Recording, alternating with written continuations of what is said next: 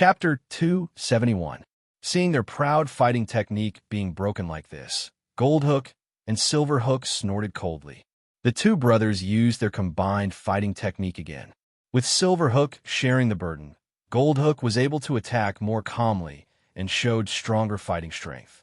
Not only were their fighting skills extremely powerful, they also had many unique and strange aspects. If the Justice Pirates only had silver fighters, it would be very difficult to deal with them, and they might even lose. But there was Sea Snake Girl among them.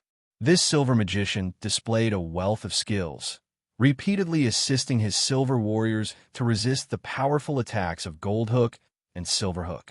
"Cho, kill that magician." Goldhook frowned and ordered loudly.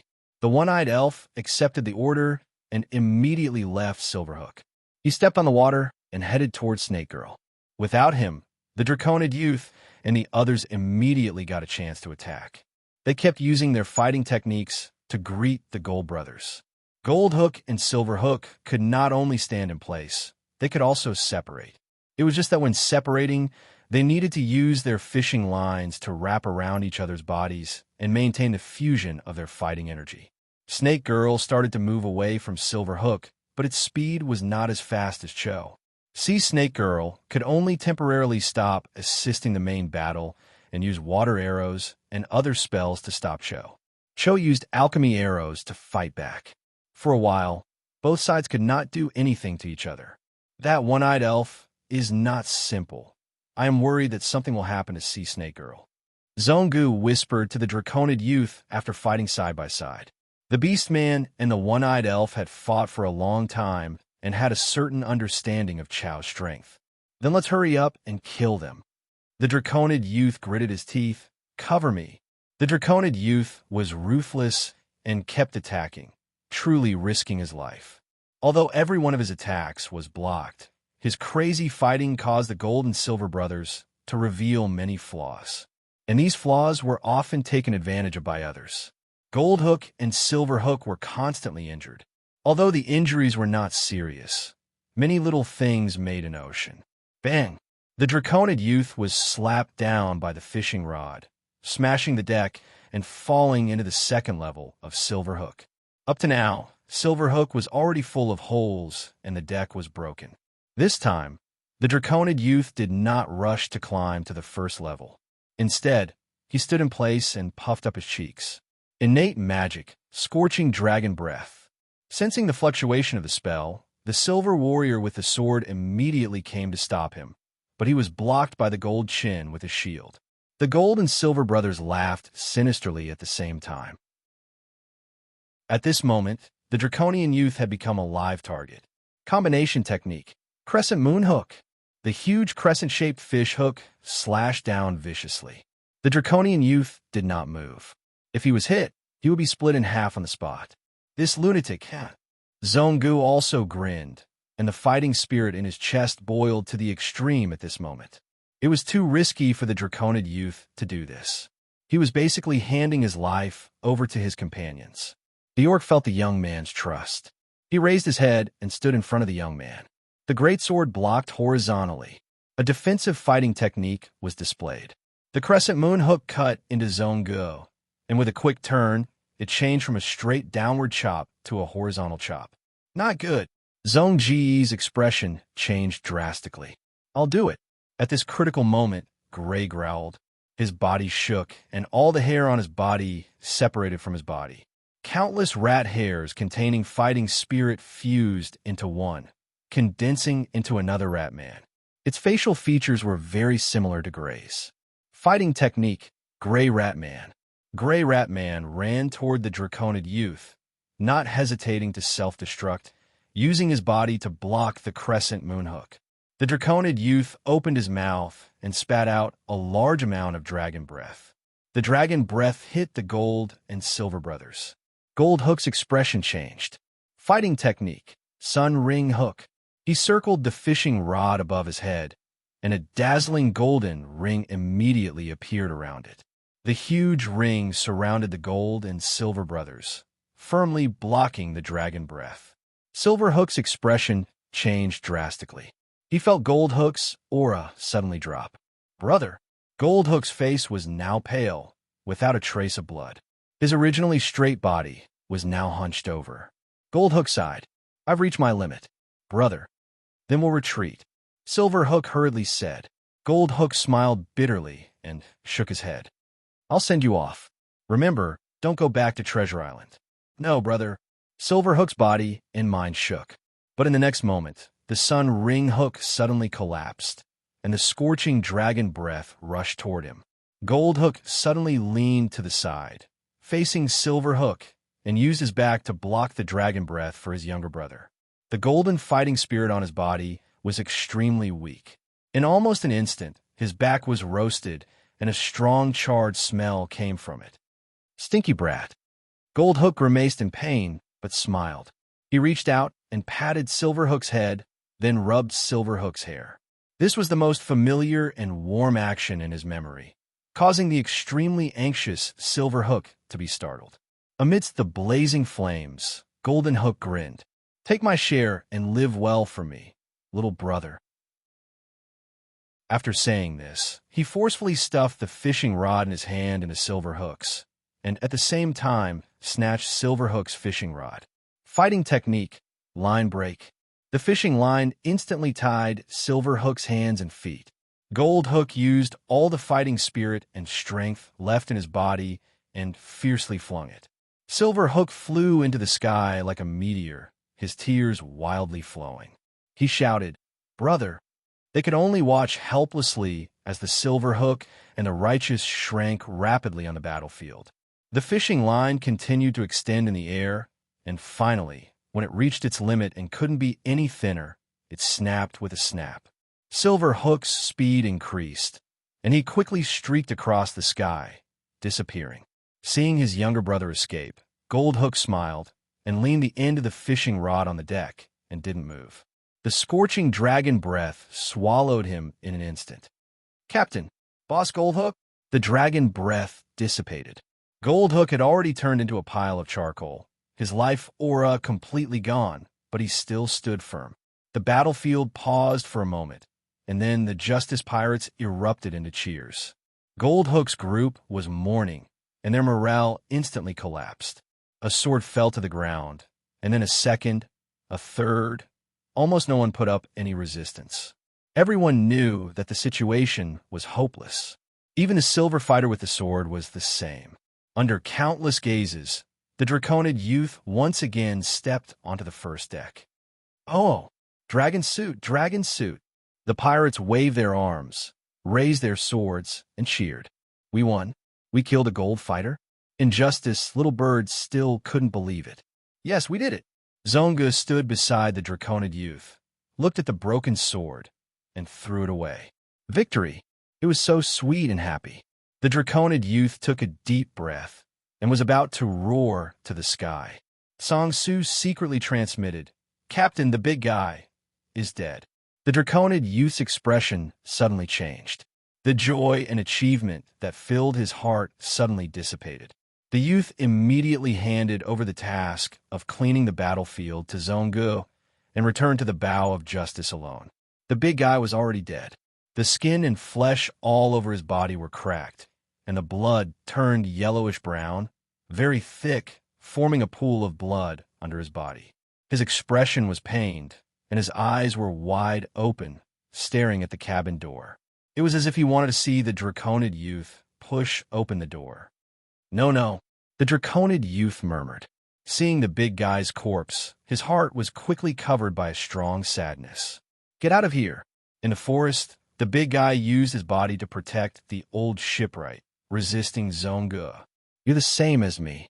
Under the setting sun, the big guy sat down beside the youth. The beast tide was turbulent, and the big guy pushed the new ship alone. "Dad, this is the first time I didn't listen to you." In the back mountain of New Moon Village, the big guy looked at the Draconid youth with admiration. "Dad, you're so powerful." Scenes of memories flashed through the Draconid youth's mind. The big guy who used to be full of vitality now had no breath. The Draconid youth knelt on the ground powerlessly.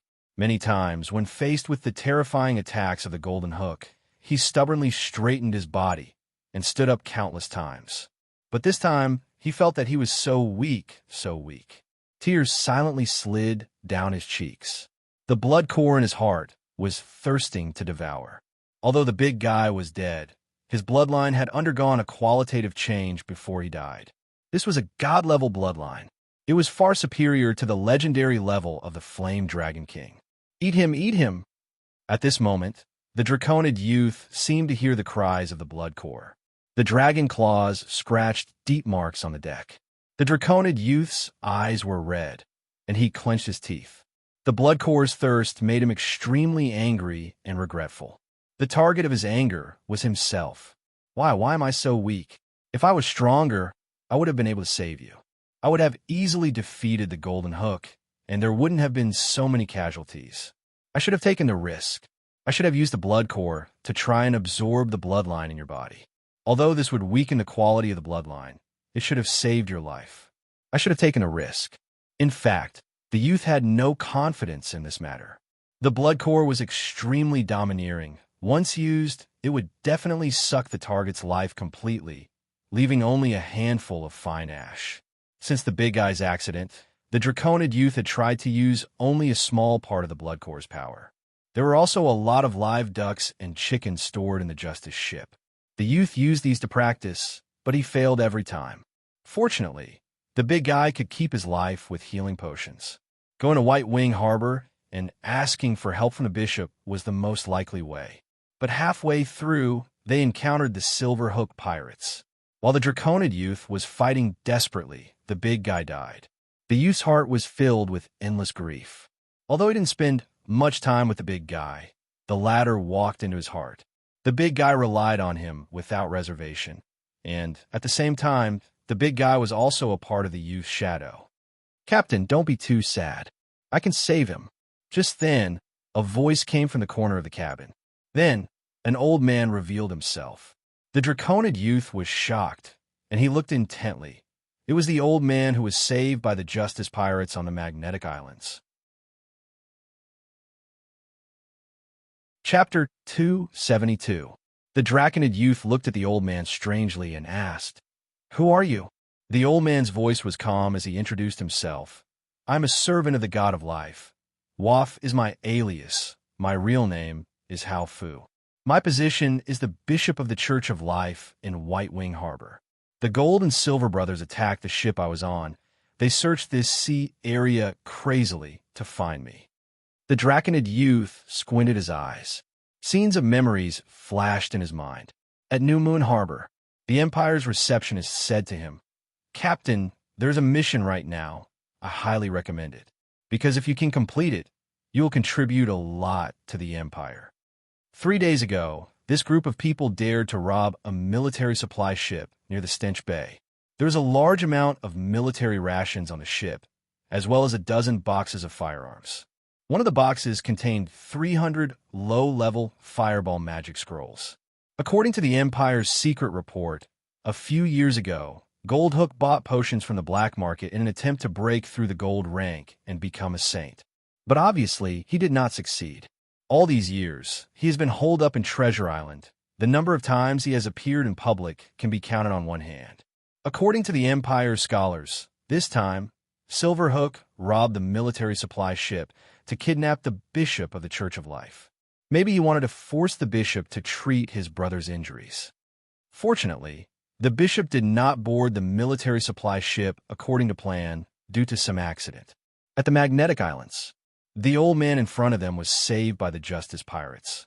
"I was originally a fisherman in White Wing Harbor. The high taxes of the noble lords were too high.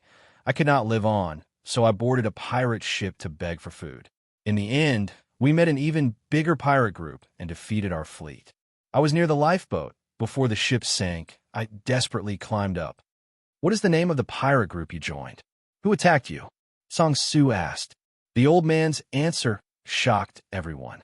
The pirate group he joined was not worth mentioning, but the pirate group that attacked him was Silverhook's group. Why are Silverhook's group nearby? Isn't this group of people too daring? After robbing the Empire's military supply ship, they still dare to wander around outside. Could it be that their goal is the Magnetic Islands? Not long ago, on this battlefield on the sea, The Silverhook's first mate shouted, "Justice pirates, we're the Silverhook pirates. Now, we order you to stop immediately and accept our inspection. As long as you are obedient, you might be able to keep your lives." Then it was Silverhook, "Justice pirates, I acknowledge your strength. Stop the ship. Accept our inspection. In doing so, you will gain a powerful friend. Otherwise, Silverhook, will eliminate all of you right now." Finally, it was Golden Hook. "Everyone, the Justice Pirates, listen carefully. I am Golden Hook. We are all pirates. As long as you give me half of the loot, I will let you go." The Draconid youth clenched his fist slightly, a look of realization flashing in his eyes. "So that's how it is." "Exactly." The old man, no, to be more precise, the Life Church's Bishop Hao Fu. "It was you who saved my life, killed Golden Hook, and defeated the main force of the gold and silver pirates. I am willing to revive Big Eye and the others in return for saving my life. However, please prepare quickly. I believe that you, Dragon Server Captain, should know that there is a time limit to reviving. You have to hurry before the souls of the dead dissipate." Of course, the Draconid youth was overjoyed and immediately nodded. After a while, under the command of the Dragon Server Captain, the bodies of the Justice Pirates were gathered on the deck of the Justice ship.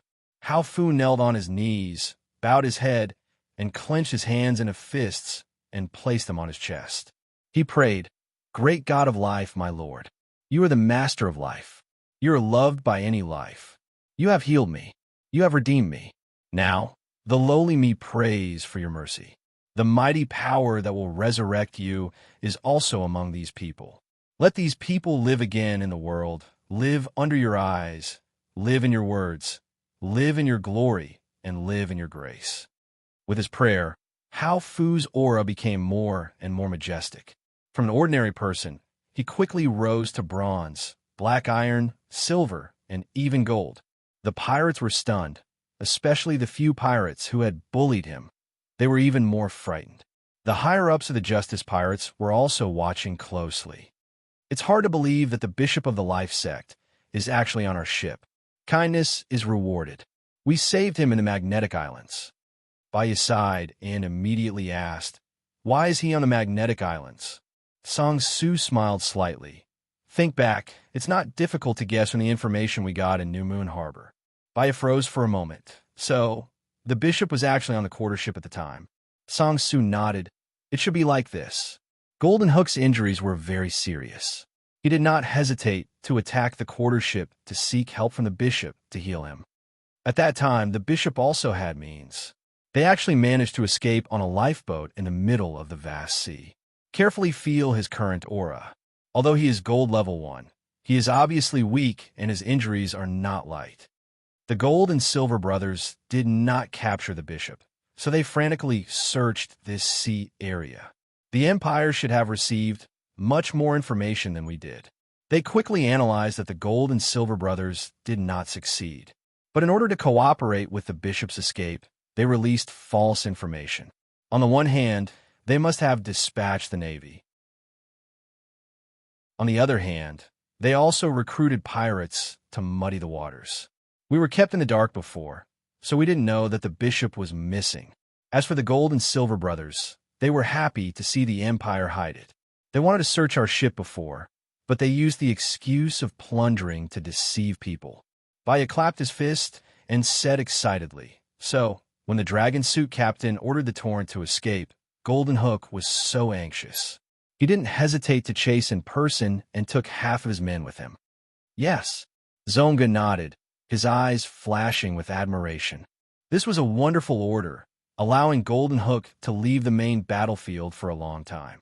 If Golden Hook was on the Silver Hook, we would have to pay a heavy price to win. The secret conversation of the crowd came to an abrupt end. Everyone's eyes were attracted to the sky. A bright light suddenly appeared in the sky. The light was as green as jade and quickly surrounded the entire battlefield. The jade light condensed into balls of different sizes and entered every corpse. The next moment, gasps of surprise sounded, because everyone saw with their own eyes that the wounds on the corpses were quickly healing. Even the broken arms were quickly regenerating. The higher the life level, The more serious the injuries of the corpse, the more green balls of light they absorbed. Although the big guy was only bronze level, he absorbed the most balls of light. Soon, all the corpses on the deck were restored. Bishop Halford slowly stood up. His arms were wide open. He looked up at the sky, as if he wanted to embrace the heavens. Divine art, great resurrection. Boom! His whole body burst out with a brilliant golden light. The golden light was like a pillar, extending all the way to the sky. The green light that spread throughout the battlefield converged into the golden light pillar. The light pillar emitted became more and more dazzling, forcing people to close their eyes. The light pillar was as bright as the sun, but the light was not scorching. Instead, it was extremely gentle. Under the endless light, the corpses began to react. Some began to twitch, some fingers trembled, some breathed again, some even opened their eyes. After a dozen breaths, the light dissipated. Bishop Halford's face was pale, his body swayed, and he knelt on the ground weakly. The corpses from before either sat up or stood up. What's wrong with me? Is this heaven? I'm clearly dead, but this feeling of being alive. Hey, you're dead too? What was the result of the battle with the gold and silver brothers? The pirates who had died in the battle were bewildered. You've all been resurrected, the Draconid youth said loudly. We won. Golden Hook is dead. Thank Bishop Halford. It's because of his resurrection divine art that you've regained your lives. Thus, cheers, thanks, cries, and excited curses could be heard. Father! The big guy sat on the deck, still in a daze. The Draconid youth came to his side, smiled, and patted his shoulder. Now, the big guy's breath was very stable. He had endured it. He truly had a god-level bloodline. How did I die? Didn't I escape into the sea? The flute quickly touched his whole body. Right, I think I was hit by Golden Hook's attack. Did I get killed just like that? The flute took a deep breath, still in fear. Thank goodness. I was so lucky this time. I just happened to save the bishop of the life sect. Bishop, I want to convert. The flute shouted, I'm willing to serve the god of life. Immediately, many pirates agreed with the flute. Some were the corpses just now. Some were the pirates who witnessed this miracle with their own eyes. They all began to convert to the god of life. Back down. The bishop needs to rest. The Draconid youth temporarily stopped the crowd around Halford. Halford's hair was all white. His face was full of wrinkles, and his whole body exuded a strong sense of fatigue. Dragon Suit Captain, I hope you can escort me back, Halford pleaded. The Draconid youth nodded without hesitation. Of course, I will personally escort you. He immediately turned his head and ordered Zongu and the others. Little ones, clean up the battlefield as soon as possible. We're going to White Wing Harbor. Oh! Everyone responded enthusiastically with cheers. The little birds sank. The Justice was full of holes, and the rapid was almost empty. However, the scale of the Justice pirates has suddenly expanded several times. The heavily injured Silver Hook joined them. In addition, there were 8 other pirate ships. A large number of enemy pirates became captives, including 2 silver warriors. One used a sword, and the other was a one-eyed elf. Chapter 273. Late at night, the survivors of the Labyrinth Island gathered together and discussed in secret. Muban's face was full of worry. Are we really going to the Church of Life? It's quite risky. Sandow shook his head slightly. But if we refuse Bishop Half, what reason will we use? Won't it immediately arouse suspicion? No, it won't be. After all, we are pirates. Fat Tongue interrupted. Song Su's face was calm. Half used the Great Resurrection spell when he was seriously injured and resurrected many of us. This move is very meaningful and also shows his sincerity. The captain was right to agree on the spot. That's right. Zongu agreed with Song Su's point of view. The 100 Needles clan is our choice, and this bishop of the Church of Life seems like a good choice for now. Bai Ya's eyes widened. Do we tell him our secret on the Labyrinth Island? The dragon youth shook his head. No, now is not the time. But I can sense that Bishop Half has a good impression of us. And he can continue to hide, can't he? Even if we see through his disguise, He doesn't need to use the great resurrection spell to repay us, right? Fat Tongue asked. Then can we ask him to save my president? A touch of sadness flashed in the eyes of the dragon youth, and he shook his head slightly. Song Su said frankly, President ZD's situation is different from the big guys. President ZD's soul clearly has traces of necromancy. Once we use divine spells to save her, it is likely to attract the attention of the gods. As he spoke, the old scholar took out a handful of pearl foam. Everyone, this is the pearl foam we secretly placed on the big guy before the resurrection. After the resurrection, I counted, and none of these pearl foam were missing. To some extent, this means that the God of life did not cast a gaze on us during the resurrection process. So, the pearl foam was not consumed at all. Not every use of divine spells would attract the attention of the gods.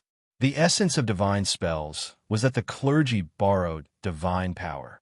For the gods, it was difficult for them to respond to every prayer and pay attention to every use of divine power. Usually, they would only pay attention to important people or important events during major celebrations. The reason why Golden Hook captured Hao Fu was to force Hao Fu to perform divine arts to heal him. He had also taken advantage of this loophole. Song Su continued, We have to admit that coming into contact with Hao Fu and entering the Church of Life is risky. However, the possibility of being noticed by the gods is very small. Even if the gods cast their eyes on us, the possibility of them being able to see through our secret on the island is even smaller. It's worth a gamble. There is a high chance that we will win the bet. If we win, we will gain the friendship of a bishop. Song Su had a clear attitude and expressed his support for the young draconian. I agree with Song Su's point of view. Zhongge was much more concise and comprehensive. As usual, nobody objected to the Draconid youth's decision. The Draconid youth nodded. This matter concerns the lives of everyone present, so I've gathered everyone here for a discussion. Since this is the result, let's do it. Good luck to us. Good luck. Everyone responded in unison. The next day, 10 ships arrived at White Wing Harbor. Oh my God, so many magic ships, all of a sudden. Looking at the miserable state of these ships, there must have been an extremely fierce battle. Who are these people? The harbor became lively because of the arrival of the Justice Pirates. The flag of the Justice Pirates had already been put away. Many people had already vaguely guessed the identity of these ships and sailors. But since the Imperial officials here opened the harbor, it proved that these pirates could also be traded. That was enough.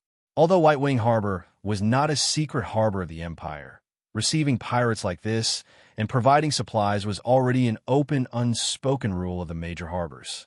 Unless the pirates were extremely vicious and were not tolerated by the Empire, the harbor would refuse to let the pirate ships enter the harbor with gunfire.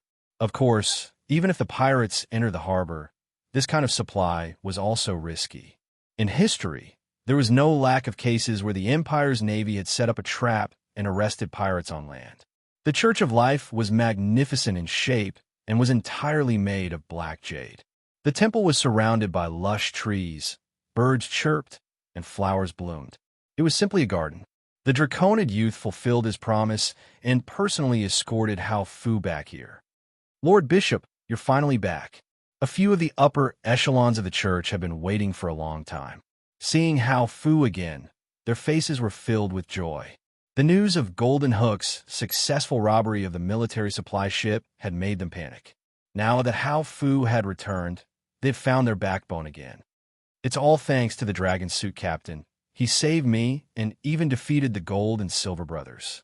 Golden Hook has already died in the hands of the Dragon Suit Captain. Hao Fu introduced. The upper echelons of the Church of Life looked at the Draconid youth in surprise. They could clearly sense that the Draconid youth had a silver aura and was not even at the peak of silver. He actually killed a gold ranker with a silver cultivation base. This was a rare achievement. I was not the only one who killed Golden Hook. My subordinates also fought with their lives on the line. Without them, I definitely could not have done it alone. Plus, Golden Hook was already injured, so he was lucky to win. The Draconid youth smiled and explained. Everyone praised and thanked him. They arranged for the Draconid youth to be welcomed in the guest room. Lu and the others who came with the Draconid youth were also properly arranged. These people had all changed their faith to the god of life because of the great resurrection spell. The guest room was located in the greenhouse inside the Church of Life. It was surrounded by large floor-to-ceiling glass, and one could clearly see the dense green plants, bright flowers, colorful parrots, golden-haired monkeys, and so on. The Draconid youth sat on the sofa.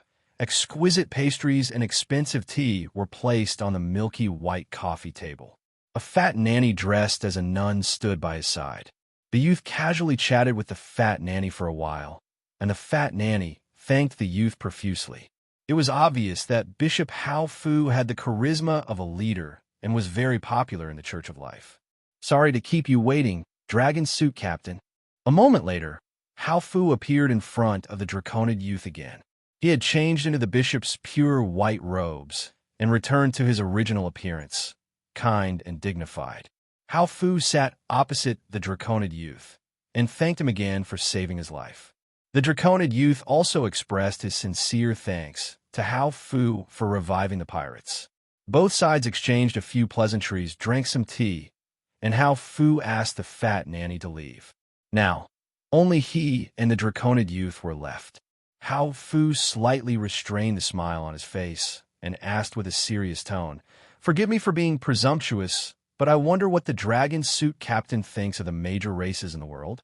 The Draconid youth knew that the bishop had entered the main topic and could not help but sit up straight, thinking seriously, and answered, "I have always thought that regardless of the form of life, they have the right to live in this world." Hao Fu's expression became even more serious. "Regardless of elves or orcs?" The Draconid youth nodded. Hao Fu asked again, "Even demons and devils?" The Draconid youth nodded again. Hao Fu asked again, "But demons and devils are so evil.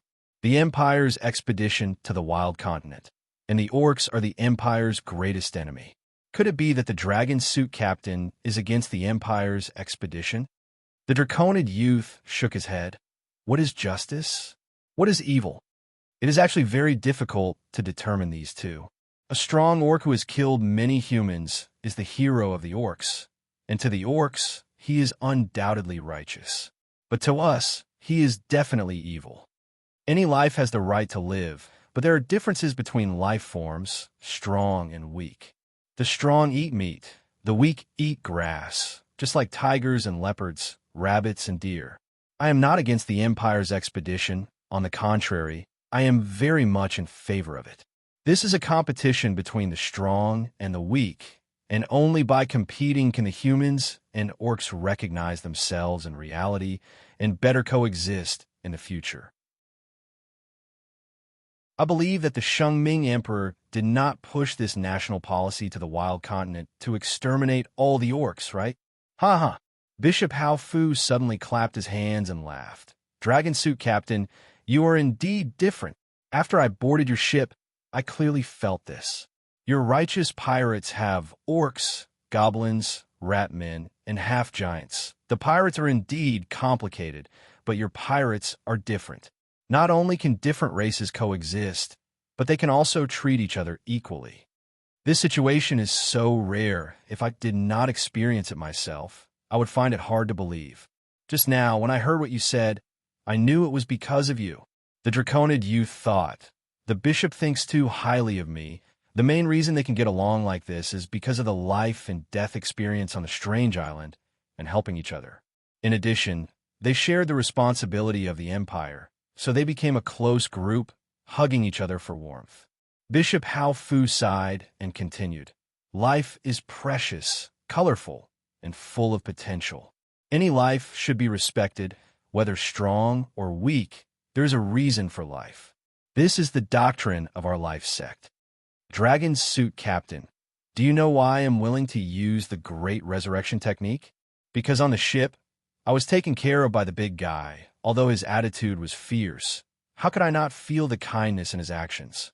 And because I saw you, Captain, because of the strong grief of the big guy's death. Whether it's the big guy, you, or others, your respect for life transcends race, This moved me from the bottom of my heart. Dragon Suit Captain, do you have any thoughts of believing in the God of life? This. The Draconid youth bowed his head and thought for a long time, then shook his head with a wry smile. I'm sorry. Please forgive me for not changing my faith for the time being. Please don't be in a hurry to refuse. Bishop Hao Fu waved his hand. I haven't said my conditions yet. If you and the big guy convert to the God of life together, then you can get the position of Guardian Knight. At the same time, there are various conveniences. Please look at this list. The Draconid youth took the list, and after reading it, he could not help but change his expression. Master Hao Fu, why did you pay such a huge price to recruit us? You have already repaid the favor of saving your life. Hao Fu smiled. I believe, in the face of a legendary bloodline and a god-level bloodline possessor, any sect will have the intention of recruiting. Chapter 274. Can the bishop detect the bloodline grade of other life forms? The Draconid youth raised his eyebrows. Hao Fu nodded.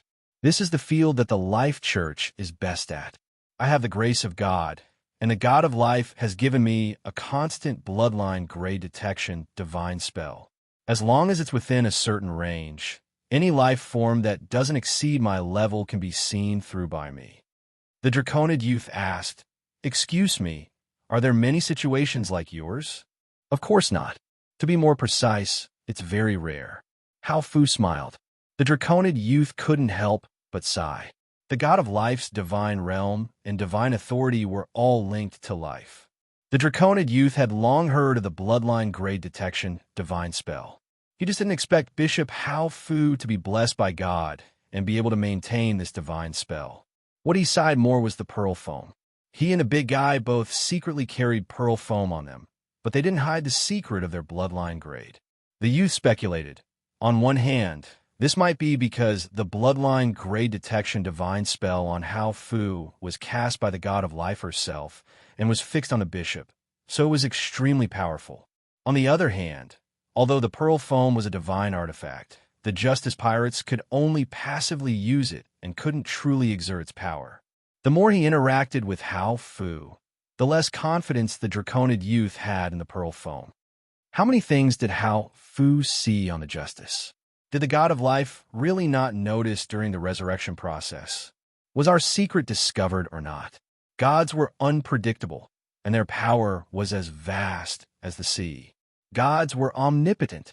The bloodline grade secret was exposed. This was beyond the youth's expectations. But now that he calmed down and thought about it, this might not be a bad thing. The God and legend bloodlines made Bishop Hao Fu think highly of them and offered them an olive branch. Become a guardian knight of the Life Church? This seems to be a good opportunity. The Draconid youth began to frown. If the big guy and I both become guardian knights, then next, we can rely on Hao Fu to reveal the secret of the Fog Island and contribute a part of the harvest. Can we get away with it? The youth analyzed for a moment and felt that this was possible. But he couldn't agree. Deity and legend rank bloodlines are no small matter. The Life Church will protect us because of this. Even if the fairy tale of the green jade golden coffin and the mermaid can be sacrificed, it's still worth it. But the blood core, the Draconid youth's bloodline, was not at the legendary level. The truth was that he had absorbed the bloodline of the Fire Dragon King. The blood core could modify life forms and steal the bloodlines of other external life forms. This secret was simply too great. It would be better if the blood core was the same as the other two divine artifacts and could only be used by gods.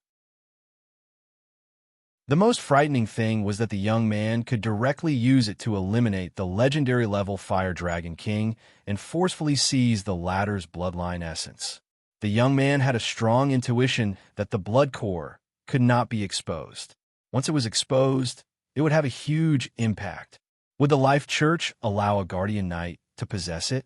Impossible. The blood core could absorb external bloodlines. What a marvelous life, power, Upanishad it contained. Once exposed, the God of Life would personally come to take it from me. The blood core existed in the young man's heart. If the two were separated, what would happen to the young man? In addition to this reason, the young man also had a sense of disgust towards the matter of believing in other gods. This might have something to do with the fact that he had mistakenly thought that he was a paladin on the strange island and had repeatedly prayed to the Shengming emperor. Seeing that the dragon captain had lowered his head in contemplation and did not respond for a long time, Bishop Halford laughed and spoke again. "Dragon captain, do you think your pirate crew can survive for a long time? It is impossible for a carefree pirate career to exist in the future. The reason is simple. The pirate god's throne has been created. In this battle for the throne of the pirate king, it doesn't matter if the empire or other existences win. As long as the new pirate king ascends the throne, he will definitely gather all the pirates under his command and form a pirate coalition army. The previous pirate kings have done this. At that time, what will happen to your Justice Pirates? If you don't disband, then you can only join and become a member of the pirate coalition army. At that time, you will also have to offer your faith to the god of pirates. The god of pirates is just a new god. His foundation is very weak and can't be compared to my lord. Dragon captain, do you agree with my point of view?" Of course. The Draconid youth nodded.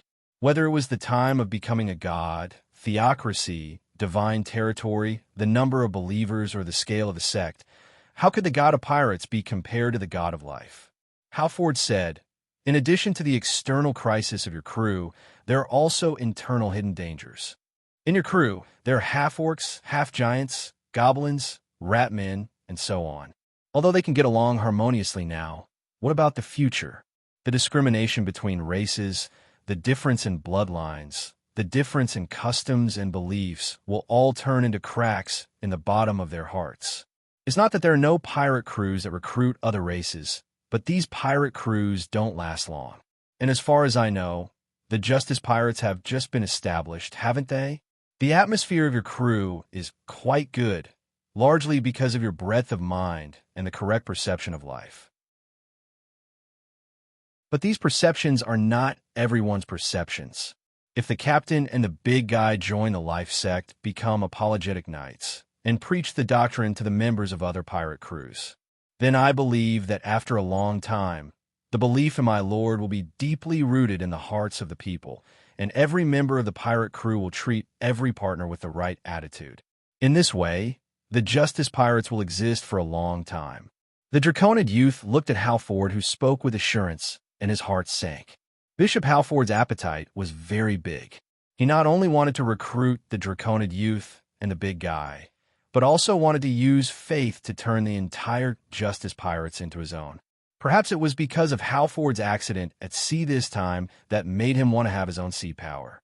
What reason should I find to refuse him without arousing suspicion? The Draconid youth was secretly distressed. Halford continued, "Let's talk about you and the big guy. Both of you have great potential, and your future achievements are immeasurable. However, you're now only a silver fighter, and the big guy is only a bronze fighter. There are too many risks and too many accidents on the road of growth. Under normal circumstances, the possessors of divine bloodline and legendary bloodline will be heavily protected by the major forces, fully cultivated, and safely pass through the weak period. When an individual's strength reaches a certain level, the protection will gradually be released. Even so, assassinations and plots are still endless, and it is not uncommon for strong seeds to die halfway. Once the secret of your bloodline is exposed, what will your enemies do? Join the life sect, and the two of you can practice in peace, and you don't need to take huge risks on the sea.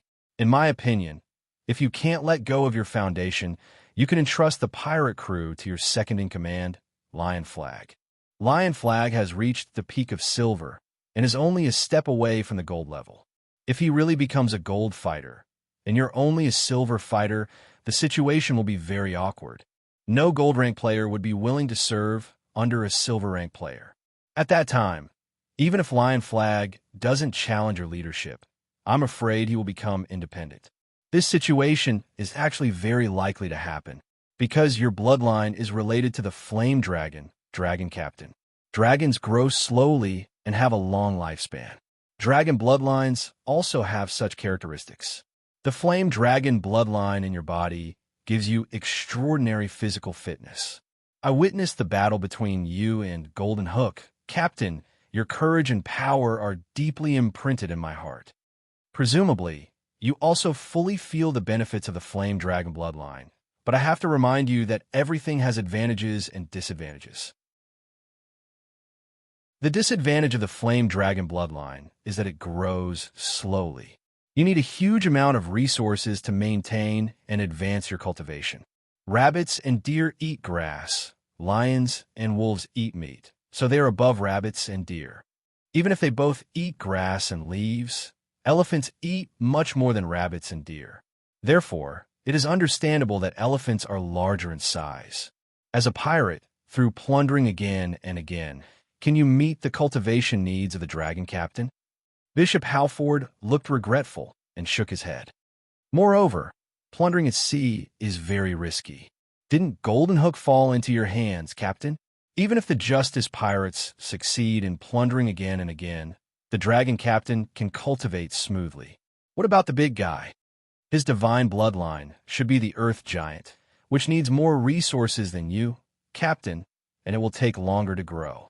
And the sea is not conducive to the growth of the Earth Giant bloodline. The most suitable place for the big guy should be on land. When he realizes this, can the big guy continue to join the Justice Pirates with peace of mind? But if you two join the Life Sect, we will provide enough cultivation resources. From another point of view, it can also be seen as a business investment, and I strongly hope that both sides can win. At this point, Halford also felt his mouth dry. To his satisfaction, the Draconid teenager's expression was wavering. But after a few breaths, the teenager took a deep breath and shook his head. I can fully feel the sincerity of the bishop. However, to be honest, our true identity is not pirates. Halford was surprised. Not pirates? When he sent the letter to the temple on the Justice ship, he had already arranged for people to investigate the Justice Pirates. It was just that the time was too short, and he couldn't find anything for the time being. The next moment, the Draconid teenager spread out his hands, his eyes full of sincerity. I originally wanted to go to the wilderness to make a name for myself, but by chance I accepted a spy mission from the Empire, became a pirate, and formed a pirate group. Halford stared slightly. A spy from the Empire? The Draconid teenager sighed. The Empire and the Orcs are at war, and many people have gone to the wilderness to establish their own foundation. I'm no exception. Why are you named the Justice Pirates? I want to train this group as my retainers. I want to become a knight, have my own castle and territory. So, Bishop, I think we can change the way of cooperation. I promise that the Life Sect will be the first sect to enter my territory, and the position of the main sect will not be shaken. I hope that your sect can support us, help me control the pirates, and provide a series of resources. When necessary, we will do our best to help your sect, and of course, the most important thing is to help you, Bishop. How for? Chapter 275. White Wing Harbor. Zonga walked into a weapon store. This was the largest weapon store in White Wing Harbor. It was huge and luxuriously decorated. Zonga felt like he had come to a noble's manor when he arrived. As soon as he entered the hall, a receptionist ran over with a kind attitude. "Sir, what would you like to buy? I could provide you with some guidance." Although Zonga was a beast man, his silver aura was very obvious. In addition, he was tall and had a special appearance, so even though there were many people in the hall, he was still very conspicuous. A two-handed greatsword and full body armor. Zonga replied concisely. In the battle with Golden Hook, his two-handed greatsword was destroyed. Although he had a backup weapon, it could only be made do. His original full body armor was broken in the Confusion Island, and after going through a tough battle, it was completely scrapped. White Wing Harbor was a large harbor. The facilities here were far more comprehensive and advanced than New Moon Harbor. When the young Draconid, Flute, and the others were heading to the Temple of Life, Zonga wanted to see if there were any suitable weapons and equipment for him. "Sir, this way, please." The receptionist nodded and led the way in front. He led Zonga to the second floor first. Once on the second floor, the Beastman saw a full body armor standing in a display window made of crystal. Its whole body shone with a metallic glow. The lines were smooth, the joints were very well made, and it had a silk cloak. It was very gorgeous. Gold-grade armor. The Beastman nodded slightly, thinking that this was indeed the largest weapon store in White Wing Harbor. He glanced at the armor and brushed past it without any reluctance. He needed silver-grade armor. It was too early for him to get a gold-grade armor. Just like the gnome warmonger who tried all ways and means, he could not fully display the power of a divine weapon. Even a silver warrior could not fully display the power of a gold-grade armor. And this gold-grade armor was obviously not compatible with the Beastman's figure. This was obviously the armor section of the weapon store. There were full body armor, half body armor, arm armor, leg armor, foot armor, helmet, shoulder armor, chest armor, skirt armor, and so on. In addition to the common iron and steel, there were also special woods such as jade bamboo, wax poplar, beast bones, snake scales, and other magical materials. The receptionist selling protective gear had sharp eyes. He had keenly noticed that the handguns on Zhong Ji's back were not ordinary, so he immediately recommended expensive protective gear. You get what you pay for. These expensive protective gear were indeed of excellent quality. Zhong was interested in 3 of them, but he was not in a hurry to buy them. Let's go look at the two-handed greatsword. Thus, he went up to the 3rd floor and arrived at the melee weapons section. After looking at almost all of the two-handed swords, Zhong still felt that they were just passable. The greatsword he used was a military-made one. It was rough, simple, and durable. The two-handed swords here were either too long, too thin, or too light. The closest thing to his ideal was a gold-ranked two-handed greatsword. Although it was expensive, Zhong had enough money to buy it. This is because Zhong Ji's group defeated the Silver Hook pirates and got a lot of money. Before getting off the ship, the pirates divided the loot. I want to try this sword first, Zhong said. Of course. The receptionist led him to the shooting range behind the building. In addition to the archery targets, there were also human-shaped melee targets for customers to try out their weapons. Zhong held the hilt of the sword with both hands, suddenly stepped forward and used his fighting skills. The next moment, the shadow of the blade appeared with a trace of golden luster and directly cut the human-shaped target in half. Silver Peak. An elf happened to see this scene and could not help but be surprised. He could tell that Zhong was not very old, but he was at the peak of the silver level. In the future, the orc had a high possibility of becoming a gold warrior. The elf took the initiative to approach the orc and said bluntly, "This sword is not suitable for you, warrior." The receptionist saw the elf and quickly called him boss. The elf smiled. "I am the owner of this weapon shop. You can call me Zhuang." The elf pointed at the two-handed sword in Zhong Ji's hand. "This angel's wings is a magic sword made by me using the wings of an angel and many alchemy techniques. It has several magic spells. I believe the others have already told you. Although it is excellent, it is not suitable for you." Zhong nodded. "So, you have a better weapon?" The elf nodded. "Of course. I have a treasure here. It is a magic sword that I spent 3 years refining. It is called White Feather. It is a sacred weapon. You should know the origin of White Wing Harbor, right?" Zhong nodded. White Wing Harbor's original name was not this. Hundreds of years ago, this harbor was attacked by demons and almost fell to the ground. At the crucial moment, the holy angel appeared and killed the invading demon lord. The holy angel fought a bloody battle and did not hesitate to sacrifice her life and perish together with the demon lord to protect the harbor. The harbor was then renamed White Wing Harbor in honor of the nameless holy angel. The elf shop owner Huang continued, "The main material for my signature treasure is the wing bone of the holy angel. I don't like using swords," Zhong said. Zhuang smiled. "So, although I have better weapons in my shop, there is nothing more suitable for you. My advice to you is to find a weapon shop called Bronze Furnace. Maybe the weapons there will suit you." "Oh." Zhong looked at the elf in surprise. Ordinary merchants would try their best to promote their products, but this elf was different. Zhuang continued, "The owner of Bronze Furnace Weapon Shop is a dwarf called Daijin Bronzebeard. He has a strange temper and might not meet you. The The chances of him selling that two-handed sword to you are not high. But your luck has come, warrior. There's a problem with the wine that Dai-Jin has been brewing. Now he urgently needs bronze cider to be added as an auxiliary material. I smell this wine on your body. If you have this kind of wine, maybe you can try it. Zhong Ji's nose twitched. He did smell of wine on him. On the way back, in order to celebrate their victory, the Justice Pirates held a celebration banquet on the ship. Zhong Gu drank a lot of bronze cider, which they excavated from the underwater secret room. The half-beast man thanked the elf and immediately left the weapon shop.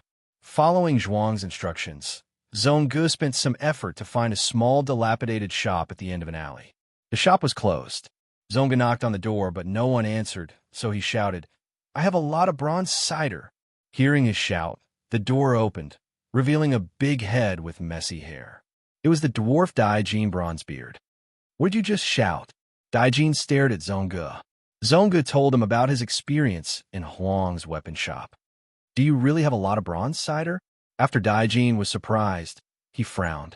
"Can you sell it to me?" "I want to see the two-handed sword," Zhong Gu said. Dai-Jin nodded. "Of course, you could try. Your strength is good, but that's a gold-level sword. It's not that I don't want to sell it to you, but this sword was not made by me. It was made by my teacher. It has killed a lot of people. It's very dangerous." These words made Zhong Gu more interested. Dai-Jin led the orc into the shop. After a while, Zhong Gu saw a two-handed sword. It was about 1.8 meters long, and the head of the sword was not the usual blunt round, but very sharp, like a bird's beak. The sword body was dark red, the hilt was dark black, and the surface was not smooth, but there were a lot of small gullies. These gullies were like palm prints, extending from the hilt to the sword body and finally converging to the tip of the sword. At first glance, Zhong Gu could feel some strong negative things contained in the sword. Dai-Jin introduced at the right time. This sword is called Demon Blood. It used the horns, heart, and blood of the Demon Lord and was made by my teacher. This is a defective product. My teacher originally planned to make a saint-level sword, but unfortunately, he did not succeed. I was not even 100 years old at that time, and was fortunate enough to participate in the forging and help my teacher. I also saw the scene of the forging failure with my own eyes.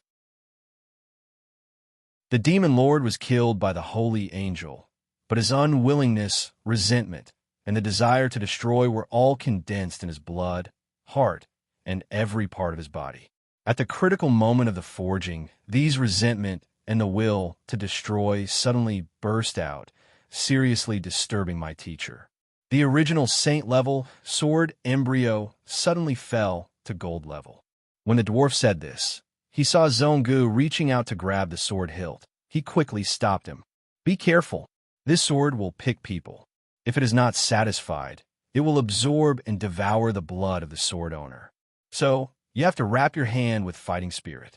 Inside it also contains the Demon Lord's strong will to destroy. Every time the sword owner pulls out the scabbard, it has to destroy and kill to a certain standard before it is satisfied. If it is not satisfied, it will devour its own master." Many sword owners were corroded by this spirit and finally became crazy murderers, and some even committed suicide. So troublesome? The Beastman frowned and reached out his hand to grab the sword hilt. "Use fighting spirit to protect your hand," the dwarf shouted. But the Beastman did not do so. "It is better to hold the sword hilt with your own hands. It is very difficult to grasp the subtleties of the sword skill through a layer of fighting spirit. Just let it absorb and watch carefully." However, the demonic blood greatsword was completely silent in Zhong Ji's hand. It did not show any signs of agitation or backlash. The dwarf almost suspected that he had taken the wrong sword. Clang! After a crisp sound, Zhong Gu pulled out the demon blood sword. Whoosh! With a wave of his hand, a gust of sword wind was immediately generated, pushing away the surrounding debris and blowing the dwarf's head to the back of his head. The beastman's eyebrows relaxed, revealing a look of surprise. He blurted out a praise, "Good sword." The dwarf opened his mouth slightly, stunned on the spot. Then, Mangu imbued the sword with his fighting aura. The fighting spirit filled the sword, and the whole demon blood sword emitted a strong aura. Thirst for slaughter, thirst for destruction, thirst for destruction, thirst for war. Good sword. Zhong Gu praised again, and for a moment his eyes were slightly dazed. The dwarf looked at him blankly. I have never seen a demon blood sword submit to someone like this. Take it. From now on, it is yours.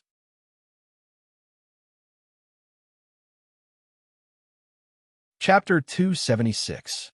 For Zhong Gu, the magic blood sword was a rather unexpected and pleasantly surprising gain. The dwarf did not intend to charge Main Halberd any fees. Instead, he wanted to give the sword directly to the beast man. The magic blood sword has chosen you. For blacksmiths like us, we are very happy to see this. Perhaps in this world, there is no more suitable candidate than you. This is fate. My only request is that you treat it well, take good care of it, and let it display its own brilliance. Of course, don't forget my bronze cider. The orc thanked him. He secretly remembered the dwarf's appearance and name, and accepted his kindness. Because he did not spend money on the weapon, Zhong Gu returned to the weapon store and chose a set of silver full-body armor and a set of silver gray dragon silk cotton armor lining. Wearing the silver full-body armor and carrying the gold-grade magic blood sword, Zhong Gu returned to the justice ship. He had spent almost all of his savings and left with a happy heart. The draconid teenager had returned. Seeing the captain return safely, Zhong Gu was relieved. What surprised the orc even more was that the draconid teenager not only successfully disguised himself, but also brought back a lot of supplies. After dinner, the teenager gathered the higher-ups in the deep-sea monster fish. Because they were in White Wing Harbor, the teenager and the others did not hesitate to dive back into the sea to discuss in secret. That's the general situation. The draconid teenager concisely told everyone about his experience in the Temple of Life. The others were relieved and talked with each other. For now, we have successfully deceived Bishop Haofu. Our secret on Fog Island was not exposed. The captain has never let us down. We even got the support of Haofu this time. Do you think he could be a channel for US to get away with our crimes? Isn't it too early to say this? After talking for a while, the draconid teenager slightly pressed his hand, and everyone stopped talking. The teenager signaled to Tsang Su with his eyes. Tsang Su coughed. The losses and gains from the battle with the Gold and Silver brothers have been calculated clearly, he began to report. ZD was unconscious, and Tsang Su became the manager and accountant of the Justice Pirates. He already had many years of experience serving nobles as their butler. His abilities were outstanding, and he was more than capable of doing these things. In general, although the battle with the Gold and Silver brothers was very fierce, the losses of the Justice Pirates were very small, and their gains were great. The main reason was that Bishop Halford had used the Great Resurrection spell. The biggest loss of the Justice Pirates was the sinking of the Little Bird. However, the Little Bird was just an ordinary ship. If it sank, so be it. The cost of salvaging it was far greater than buying an identical ship. In comparison, the Gray Rat was worth salvaging since it was a magic ship. Other than that, the only thing that could be considered a loss was the cannonballs. However, the young man and his group had seized a lot of these things on Confusion Island, so they didn't lack them. After Tsang Su finished his report, he mentioned the recent situation. The enemy ships that were dragged back from the battlefield can be used, but they generally need to be repaired, especially Silverhook. We need to replenish a lot of manpower. Fortunately, White Wing Harbor is much larger than New Moon Harbor. Our current work of recruiting sailors is going very smoothly, but it will take a long time to repair the ships. Lan Zhao has communicated with the people at the docks. Even if we pay more, it will take a week for the repairs to be completed. What should we do with the captives we brought back? This question was more important. The young Draconid looked at Tsang Su. What do you think should be done? As the young man expected, Tsang Su already had a draft in mind. The One-Eyed Elf's combat power is very high, and his loyalty to the Gold and Silver brothers is not high. I suggest we recruit him and bind him with a magic contract. As for the other Silver fighter, he is a confidant of the Gold and Silver brothers and a hardcore supporter. Also, he has a lot of wanted posters on him, and the bounty is very high. If we hand him over to the Empire, we can even get a small contribution from the Empire. The young Draconid nodded. Then let's do it this way. It just so happened that he had received funding from Bishop Halford. There were a lot of contract scrolls among them. Song Su asked again, then what should we do with the other pirates? The young Draconid pondered for a moment. If they want to join us, we can take them in at our discretion. These veteran pirates have good combat power, and if they don't want to join us, we'll let them redeem themselves. We can use money or some information, as long as it's valuable. What about those who can't redeem themselves? Song Su asked again. The young Draconid showed a hint of embarrassment. Zongu said, some of them may have bounties on them, and we can exchange them for bounties. If there's no bounty, then we can sell them as slaves. It's still a sum of money. Song Su looked at the young Draconid and waited for his decision. The young Draconid looked a little conflicted, but in the end he nodded. Then we'll do it this way. He had always been against the slave trade, but the young man really had no sympathy for these pirate captives who had been the enemy not long ago. The Justice Pirates only stopped at White Wing Port for 3 days before setting off in a hurry. White Wing Port had the Temple of Life, the city guards, and a medium-sized army camp outside the city. The young Draconid and the others carried the secret of Fog Island and were inevitably on tenterhooks here. In addition, they had another reason to set off quickly, Treasure Island. This island was the base and headquarters of the Gold and Silver Brothers, and was famous for its rich gold and silver mines. Now, Gold Hook was dead, and the main force of the Silver Hook pirates was destroyed, and the defense of Treasure Island was at its lowest point in history. Although Silver Hook escaped, even if he gathered all his remaining forces, it would not be enough to fight against the Justice Pirates. Therefore, the Justice Pirates needed to set off as soon as possible to capture this island and try to maximize the benefit from the previous battle. According to Song Su and the other speculation, there should be a lot of gold and silver or on Treasure Island, a large number of weapons, and the most important thing was Gold Hook's ship, Gold Hook. This was a silver-grade magic ship. In order to hide their tracks and prevent the information of the empty headquarters from being exposed, Gold Hook did not let Gold Hook move. The Justice Pirates had a total of 10 pirate ships, and after a few hundred nautical miles, they split into 2 groups. The first group was led by the young Draconid and Zongu, a total of 5 ships rushing to Treasure Island. The second group was led by Song Su, Lan Zhao, and the others, who drove Silver Hook, also 5 ships, to New Moonport. There was no other way. These pirate ships were all damaged. Dealing with them in White Wing Port was too time-consuming, and the price was higher, and the service provided was not as good as the Empire's secret port. Therefore, the 5 ships that suffered the most damage, including Silver Hook, all headed to the nearest secret port, which was New Moonport. The remaining main force rushed to Treasure Island in a race against time. They had to hurry.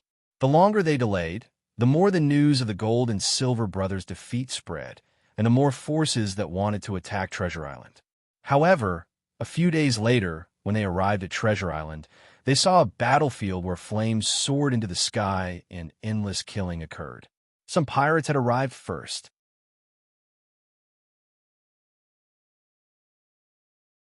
Chapter 277.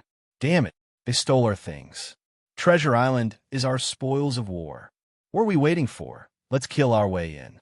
The pirates of the Justice Pirates clamored and couldn't wait. After a hard battle, they destroyed the Silver Hook pirates and killed the Gold Hook.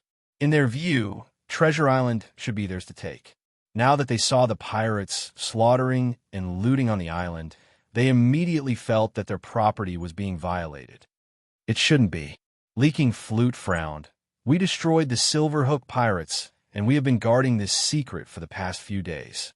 Bishop Halford also promised us that he wouldn't reveal our results for the time being. How do these pirates know that Treasure Island is empty? Zongu suggested, this is actually not bad. Let these pirates destroy the island's defenses, and we will attack their ships first. No matter what the outcome of the battle on the island is, as long as we destroy their ships and surround the island, they will be our turtles in a jar. Zhonggu was an excellent general. This suggestion made many people's eyes light up, and they all agreed. The Draconid youth had doubts, sent out a flag signal to circle the island and let us see which pirate groups are stealing our things. The Justice pirates immediately sailed around the island. On the east side of the island, they saw 8 or 9 pirate ships anchored. More than half of them were magic ships. Among them, the main ship was wide and tall. The hull was painted pink, the bow and stern of the ship was raised high, and the sails were white. There was always a white cloud floating above the top of the ship. The cloud body was faintly glowing. Leaking Flute's expression changed. This is the Cradle. The Cradle was famous in the 7 seas. The captain was a gold rank called Milk Music. He was once a powerful angel, but he suffered a strange curse.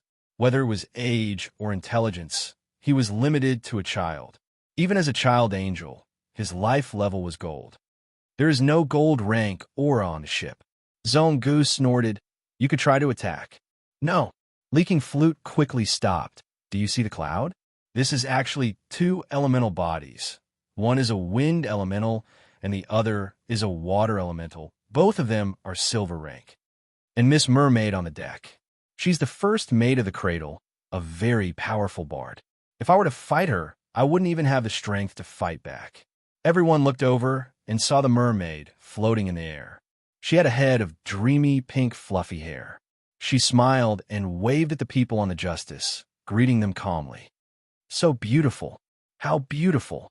Many pirates exclaimed in admiration. Let's wait and see. The Draconid youth ordered with an indifferent expression. Thus, the 5 ships of the Justice pirates continued to sail around the island. North of Treasure Island, they found another band of pirates. These pirates didn't have a ship. Instead, they used the sea toads as tools for navigation. The sea toads were very large, and the largest one was 3 times larger than the Justice pirates. It should be the main ship of this pirate group. Some of the sea toads were resting on the beach, while others were playing in the shallows. They were very leisurely. Leaky Flute's expression changed again. This should be the Poison Toad pirate group. Their entire team was made up of frogmen, so they were not easy to deal with. They're very good at swimming and can breathe in the sea. Their ships are all sea toads that can dive to the bottom of the sea and directly attack the bottom of our ships. The leader of this pirate group is called Bandu. He's a gold-level javelin thrower. Zhongji's expression was grave. If the Poison Toad pirate group was an enemy, they would undoubtedly be very difficult to deal with. This was because the Justice pirates didn't have much experience in dealing with enemies in the sea. More importantly, their weapons and ships were difficult to deal with attacks from below. The appearance of the Justice pirates attracted the attention of the Poison Toad pirate group. Some sea toads sat on the shore and were very alert. Several sea toads directly swallowed the frogman pirates on the shore and dived to the bottom of the sea. Continue sailing. The Draconid youth ordered. The Justice pirates quickly left the coast. The sea toads that had just dived to the bottom of the sea floated to the surface again. They opened their mouths and spat out many frogman pirates. These frogman pirates bared their fangs and brandished their claws on the beach, making strange noises. The Justice pirates took the initiative to retreat, and they provoked even more happily. The Justice pirates sailed to the west of Treasure Island. This time, they only saw 1 pirate ship. However, the size of this pirate ship was enormous. Only the combined size of 3 righteous ships could barely compare to it. The sails on the pirate ship were very strange. They were actually woven from wool, and the pirates on the deck were all very large. They were all giants. Furry ship. Flute covered his forehead. Oh, a group of little devils have come. A loud voice came from the deck of the furry ship. The voice came from an old woman sitting in a huge rocking chair. This old woman's muscles were loose, her face was full of wrinkles, and her eyes were dim. Her body was also large. She was obviously a giant. No one dared to look down on her, because her body emitted a strong golden aura. This was the captain of the furry ship, Granny Harry. Granny Harry held a long, straight needle in her hand and was knitting a brown-yellow sweater. Retreat first. The Draconid youth ordered. This Granny Harry wasn't a warrior, but a giant sorceress. She had the same physical fitness as a gold warrior, but her methods were more abundant and strange. The Justice Pirates continued to sail. Finally, in the south of the Treasure Island, they found 7 pirate ships. The flag of the pirates was a white skull with a bright red slash drawn on it. Flute sighed, his voice full of bitterness. The red slash pirates. Their captain is also a gold rank. The members of this pirate group have a red slash on their faces. This is not just a decoration, but a kind of totem. It can give them temporary power as a substitute. The more they kill, the more power they get from the totem. The red slash pirates are very warlike and crazy. Their bloodthirsty name has spread throughout the 7 seas. Sometimes, even saint-level organizations don't want to offend them. After circling the Treasure Island, the Justice Pirates fell into silence. At present, there were 4 pirate groups invading the Treasure Island, all of them gold rank. Every pirate leader was a well-known expert. Not to mention that the Justice Pirates only had half of their ships here. Even if all of them came, they might not be a match for one of the 4 pirate groups. Although Golden Hook died in the hands of the Draconid Boy, everyone knew that they took advantage of Golden Hook's injuries. If they really want to deal with a gold rank expert, their strength is still not enough. Of course, it's not right to say that they can't fight. The Justice Pirates have the possibility and hope to win against any of the 4 pirate groups. But the price to pay will be very heavy. At this moment, there was no second Bishop Good to perform the resurrection technique for the pirates. Dragon Captain, what should we do next? Someone asked with a sad face. The Draconid Boy didn't speak, but he recalled the scene when he said goodbye to Bishop Good. Bishop Good asked the Draconid Boy why he left in a hurry, and the Draconid Boy told him about the plan to attack the big treasure island. Of course, Bishop Good took a deep look at the boy. Although the treasure island is not far away, the wind and waves on the sea are sometimes rapid and fast. Even if it's a calm sea, there are whirlpools where undercurrents converge. The Draconid Boy now recalled and suddenly perceived the deep meaning of Bishop Good's words. Boom! A beam of light suddenly erupted on the treasure island. The beam of light broke through the night and went straight into the sky. The golden light was very dazzling. The beam of light was emitted by a huge heart. The Mind Core, such a huge beam of light. This is a sacred level mother lode. No wonder the treasure island has such rich gold and silver ores. It's because of this. With it, there will be an endless supply of gold and silver ores. The Justice Pirates were restless.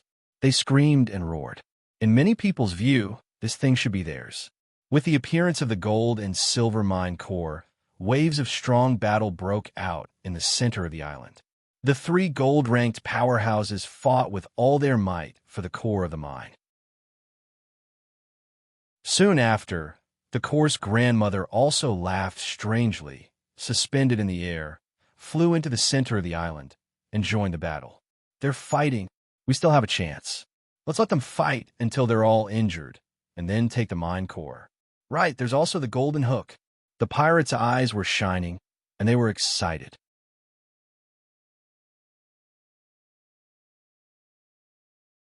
Chapter 278. The crowd was raging, and the fight between the 4 gold powerhouses made many people in the Justice Pirates see the hope of fishing in troubled waters. But no matter how strong their opinions were, they had to listen to the Draconid Boy. He was the captain, and he had the final say. Countless eyes looked at the Draconid Boy. The sharp dragon claws stroked the side of the ship, and the Draconid Boy's eyes were gloomy, and he only said one word: withdraw. So, the Justice Pirates began to turn the rudder away from the treasure island. Of course, the 4 gold-level pirate groups had people left behind, and when they saw the Justice Pirates leave, they let down their guard. After sailing for about 100 nautical miles, Zongu came to the Draconid Boy. Captain, this distance is enough. If it's any further, it won't be appropriate to seize the opportunity to snatch the treasure island. But the Draconid Boy shook his head. No, give up the treasure island. Let's leave here. Zongu was surprised and opened his mouth, but he didn't refute. The captain's authority was great, and after defeating the Silver Hook pirates, especially after personally using dragon flames to kill the Gold Hook on the battlefield, the Draconid boys' prestige skyrocketed. The 5 pirate ships were very fast, and in the regretful eyes of the pirates, the treasure island was completely covered in the night. And just a few hundred nautical miles away, a huge island-like ship was quietly anchored on the sea. The ship was like a disc, and on the disc stood a hill made of iron. Inside the giant ship, in the central control hall, a middle-aged man was eating noodles.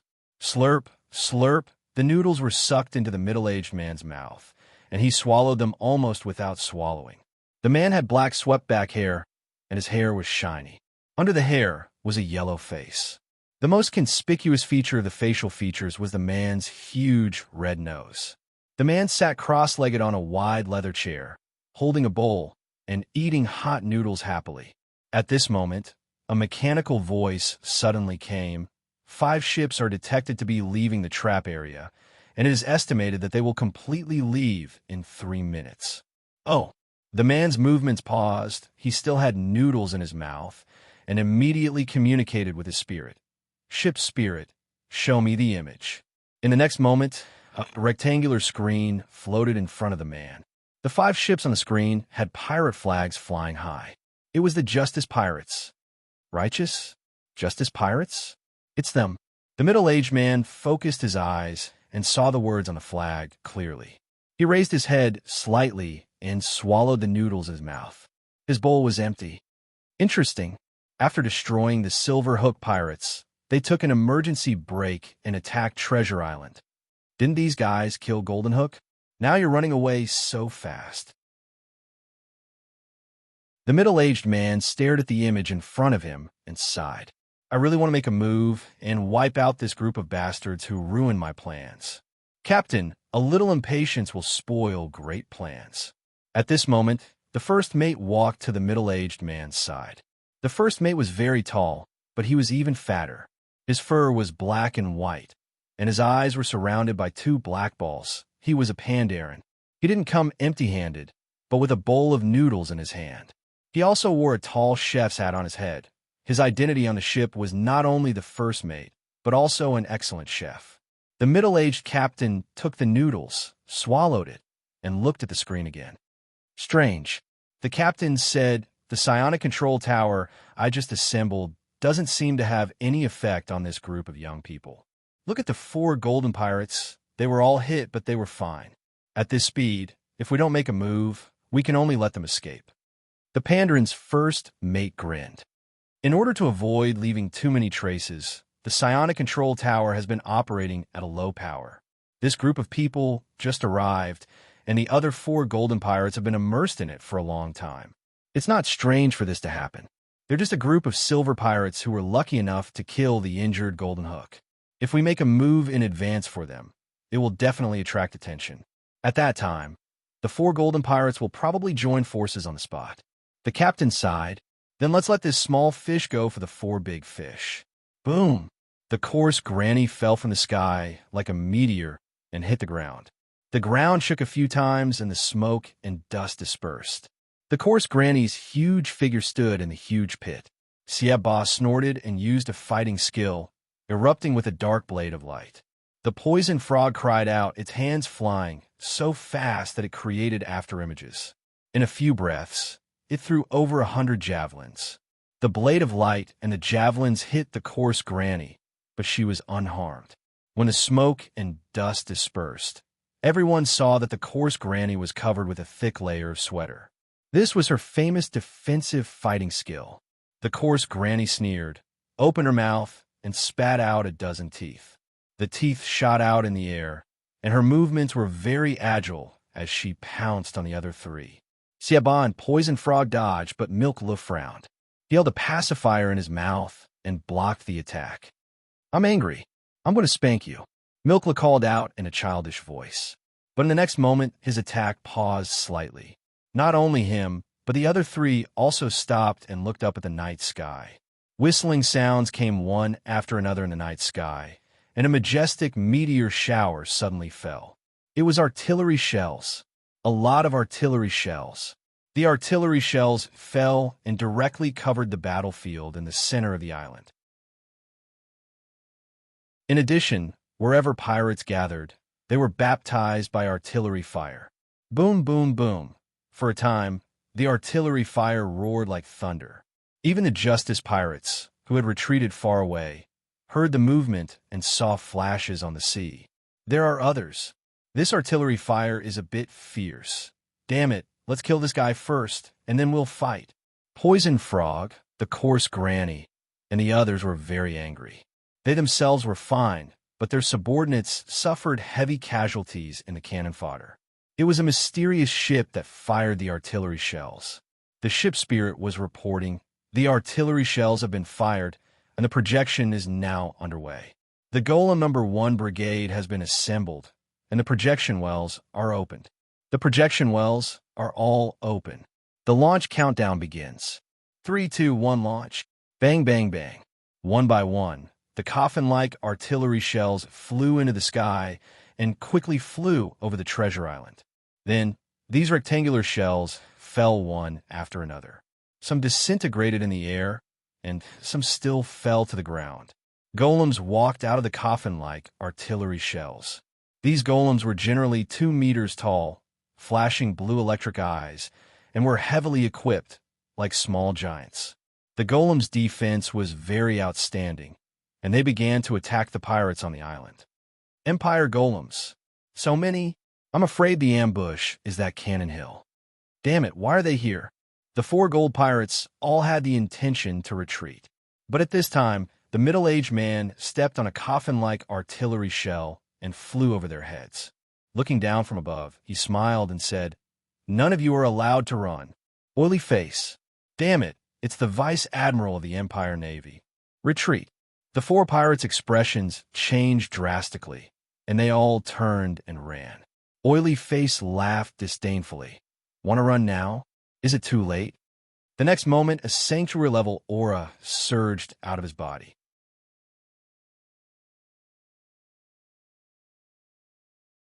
Chapter 279. Righteousness on the bow of the ship. To the left, a little more to the left. Slow down, don't rush, my son. Very good, keep it this way, and repeat it once. Don't be afraid, Daddy is here. The Draconid teenager kept speaking gently, reminding and guiding the big guy to cultivate chi. This was not the first time the Draconid teenager guided him. Ever since they left White Wing Harbor, the Draconid teenager would take time out to teach the big guy almost every day. The chi art the big guy cultivated was called King Earth art. It was of a very high level. It was a chi art that could go from a normal person to a bronze rank, all the way to a deity. King Earth art was, of course, obtained from Hao Fu. Hao Fu was indeed a bishop in charge of a region. His authority in the sect was also higher. After failing to recruit the Draconid teenager, he chose to continue working with him. In anyone's eyes, a deity-level bloodline and a legend-level bloodline would have a bright future. They could only invest. Although Hao Fu failed to recruit him, he was not angry. Firstly, it was because he saved his life. Secondly, as a bishop, Hao Fu was not someone who would be discouraged by one failure. King Earth art was one of his financial support. The biggest reason the Draconid teenager chose this chi art was because it was simple enough. The chi circulation of King Earth art was very simple. It had a kind of great wisdom, simple and crude meaning. The Draconid teenager knew that with the big guy's intelligence, he had eliminated most of the chi arts in the world. King Earth art was the simplest chi art that the Draconid teenager knew. Or, to exaggerate, it was one of the simplest chi arts in the world. However, even so, with the Draconid teenager teaching him step by step, the big guy spent more than 7 days. Until today, he had finally completed 3 chi circulation cycles on his own. It could be said that he had truly grasped the cultivation method of this chi art. Very good, very good.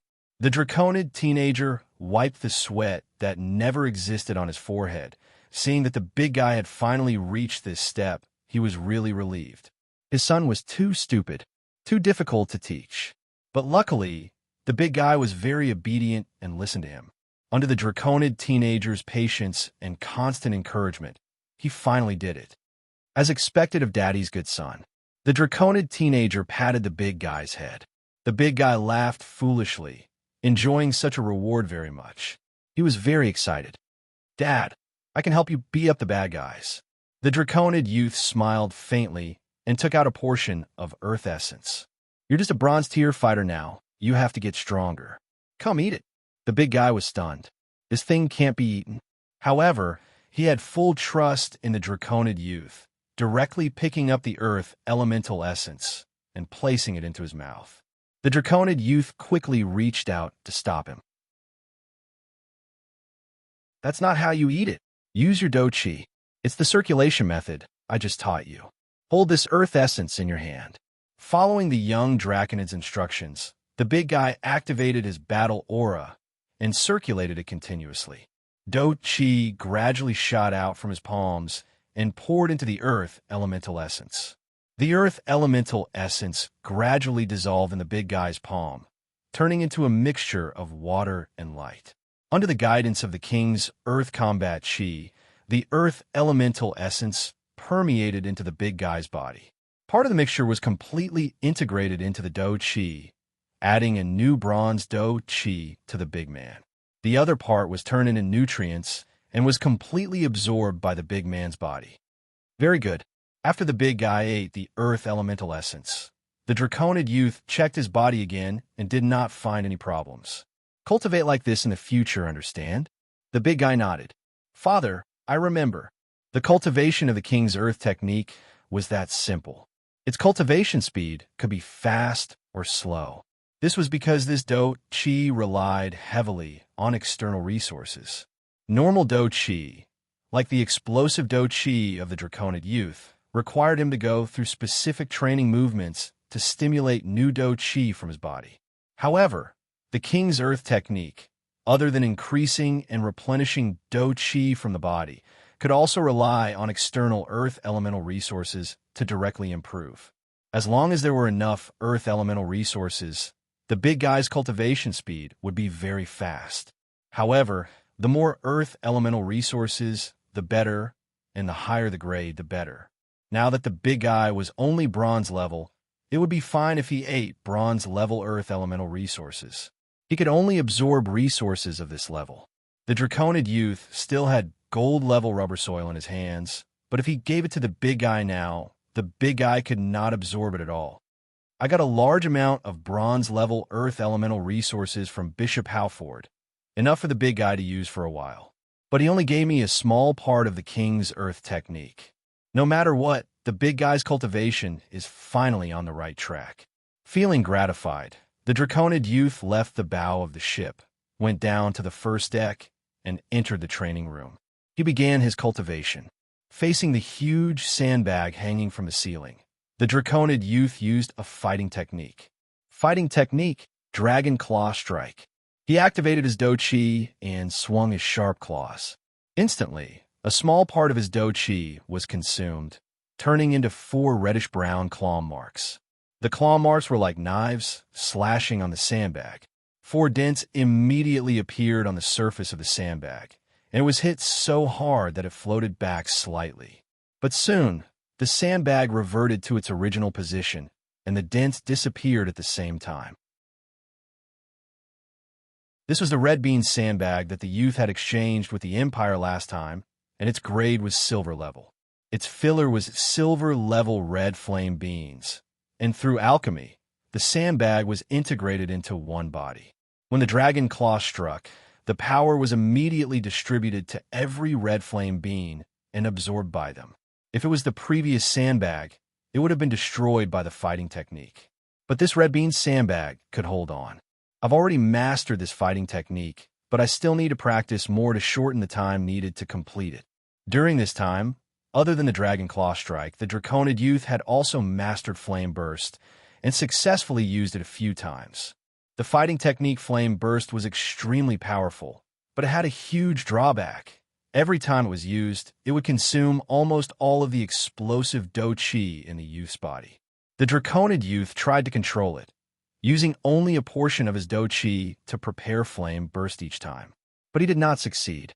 Once the fighting technique was ready, all of the do chi would be completely sucked out, and then all of it would be spewed out in a torrent. The Draconid youth focused on practicing Dragon Claw Strike. After all, it was difficult to make progress with Flame Burst, and at the same time, its tactical position overlapped with Scorching Dragon Breath. Both were ultimate killing moves with great power, but their drawbacks were also great. To use them in actual combat, the right timing was needed. After mastering and improving Scorching Dragon Breath, the Draconid youth did not have a high demand for Flame Burst. Instead, it was the Dragon Claw Strike that filled the gap in the Draconid youth's long-range fighting technique. Although it was far less powerful than Flame Burst, it could be used frequently and was very flexible. Investing time and energy in this fighting technique would yield much higher results than Flame Burst. Of course, this Dragon Claw Strike fighting technique was also funded by Bishop Halford. The Justice and other ships sailed for 3 days, and Song Su led the Silver Hook and other 6 ships to join them. The Empire's secret port was indeed powerful, and it quickly repaired the Silver Hook and other ships that were seriously damaged. Not only that, Song Su also added many components according to Mu Ban's suggestion. Among them, the Silver Hook was equipped with a golden cannon.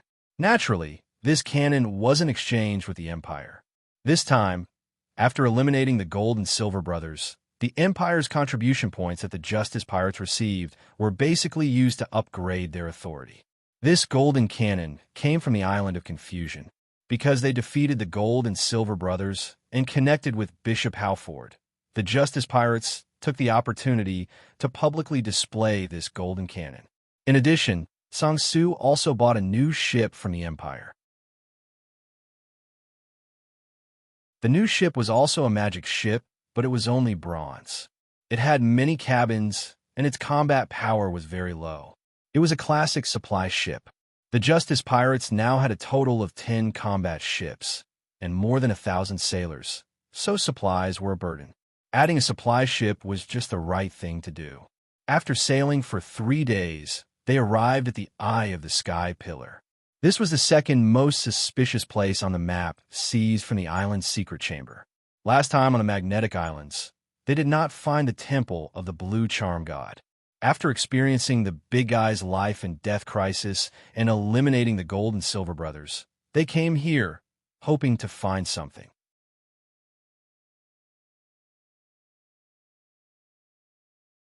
Chapter 280. Song Su slowly opened his eyes. What he saw was his cabin on the Righteous. Turning his eyes slightly, looking at the mechanical clock hanging on the wall, Song Su's expression was calm. The meditation was over. Every day started on time and ended on time. Necromancers were also mages, increasing their mana through meditation. Unlike fighters, mages mainly absorbed external elements.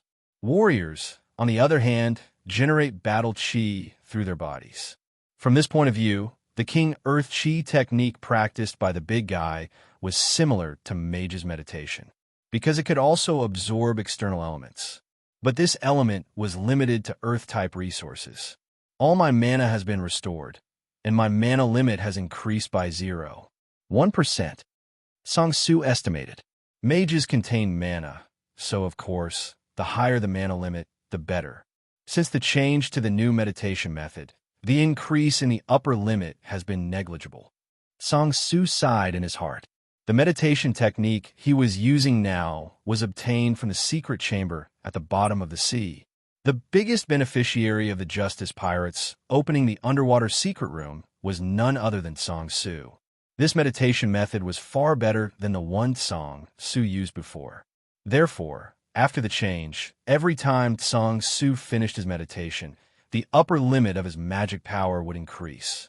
But as the number of times he meditated increased, the increase in his mana limit became smaller and smaller. This increase of 0.1% was actually the result of the accumulation of the previous few weeks. In the previous 20 days, Song Su's mana limit did not change at all. Necromancers used different elements from mainstream mages, but as transcendents, they were also limited by their bloodline. Song Su's aptitude was very ordinary, and if nothing unexpected happened, the Black Iron level would be his lifetime's highest achievement. The ship's speed is slowing down. Song Su was keenly aware of the change in the speed of the righteous. At the same time, he also heard the sound of water getting louder and louder. He raised the curtain and looked through the round glass window. A huge whirlpool appeared on the sea, intercepting the Justice pirates. "We've reached the eye of the sea." Song Su sighed. "This sea, I had a radius of 15 nautical miles. It was still fine outside the whirlpool, but once they went deep into the whirlpool, even gold-gray magical ships would be mercilessly devoured by the whirlpool." Song Su could feel the abundant water elements outside the ship through the window. "I hope we can find the Blue Charm God's temple here." Song Su thought of the fairy tale of the mermaid. The pearl foam produced by this divine artifact was becoming less and less. They could no longer keep up with everyone's usage and consumption rate. Currently, there were only a dozen or so pearl foam pearls in their inventory. Song Su is very clear about the current situation of the Justice Pirates. They killed the Golden Hook and saved the big guy, but the situation of the Justice Pirates became even worse as a result. Bishop Half discovered the big guy and the captain's potential. Although he didn't succeed in recruiting them, he turned it into funding. But from the way he funded it, we know that he hasn't given up on recruiting. There are more eyes focused on the Justice Pirates. When the news of Golden Hook's death at the hands of the captain spreads, the consumption of pearl foam will be even greater. The distance between the Justice Pirates and the cliff is rapidly shrinking. Dong dong dong. There was a knock on the door. Song Su knew that it was his breakfast. As the only Black Iron Mage, he had a lot of privileges. For example, his breakfast was delivered directly to his door at a fixed time. Although Song Su's body has been modified by necromancy, he still needs to eat to maintain his bodily functions. Of course, he eats much less than normal people. The breakfast in front of him is enough for him to consume for a normal day. The breakfast was sumptuous. Song Su ate while flipping through the notes. If this note were to be spread outside, it would definitely cause a huge uproar, because this is the War Dealer's alchemy notes. But Song Su frowned as he read. "Sigh, I have no talent in alchemy. I can't even be considered half an alchemist." The War Dealer's alchemy notes were too profound for him, but he had to read it. Previously, he was able to tinker with a magic circle to use the soul crystal because of this alchemy notes. After breakfast, Song Su felt a headache coming on. He put the War Dealer's alchemy notes aside. Then, he flipped through another set of notes. This time, his eyebrows relaxed, and his eyes revealed a look of joy. This set of notes came from him. It was the latest manuscript of his theory of evolution. So far, I have combined all the records of life alchemy in the War Dealer's alchemy notes. The War Dealer is indeed a war dealer. He has given me a lot of inspiration. However, theory of evolution still has a lot of space before it is truly completed. The Church of Life has also been improving. Their focus is on plants. Whether it is hybrid rice or juicy grapes, they're all products of their divine arts. If I can have this part of the information, theory of evolution will undoubtedly be more complete. Maybe I can give it a try through Bishop Halford. The old scholar was not passionate about alchemy. He was also not interested in necromancers. What he was really interested in was the research and modification of life. For him, necromancy was actually just a kind of ability and means. After flipping through his manuscript for a while and adjusting, Song Su once again began to crack the War Dealer's alchemy notes. He found that in this set of notes, there was an analysis and record of the memory crystal manufacturing device. This was a method he wanted to master. The Justice Pirates had a memory crystal manufacturing device. After the youth group left the Island of Confusion, they sailed the deep-sea monster fish to salvage it from the bottom of the sea. This memory crystal manufacturing device was originally given to ZD by the War Dealer. ZD used it to extract Jun Jin's memories and finally formed a memory crystal into the youth's body. But because of the shipwreck on the Pig's Kiss, this memory crystal manufacturing device sank in the sea. The memory crystal technology was developed by the undead ancestor, Yukan. The fact that the War Dealer also knew how to make it surprised Song Su. Song Su really wanted to master this technology. because he also wanted to become a blasphemy priest. A blasphemy priest emptied his own memories and forged a false memory, perfectly disguising himself as a God's believer, thus stealing the God's divine power and secrets. You can use his identity as a blasphemy priest to steal the secrets of the gods and souls, thus creating the undead school.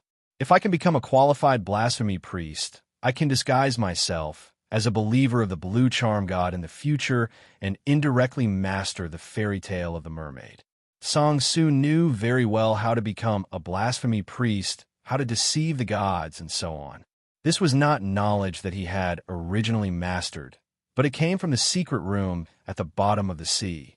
The owner of the secret room at the bottom of the sea was a blasphemy priest and a necromancer. Song Su had already read the notes he left behind many times, and he knew a lot of the content by heart. Time passed quickly when a necromancer was immersed in research. When the Draconid youth's call interrupted Song Su's thoughts, the old scholar came out of the cabin and found that it was already evening. The Justice pirates were slowly floating around the eye of the sea. Song Su came to the captain's cabin. The Draconid youth handed him a piece of cloth. There were many words on the cloth, forming a large piece of information. Song Su quickly skimmed through it and revealed a look of astonishment. This piece of information was about Treasure Island.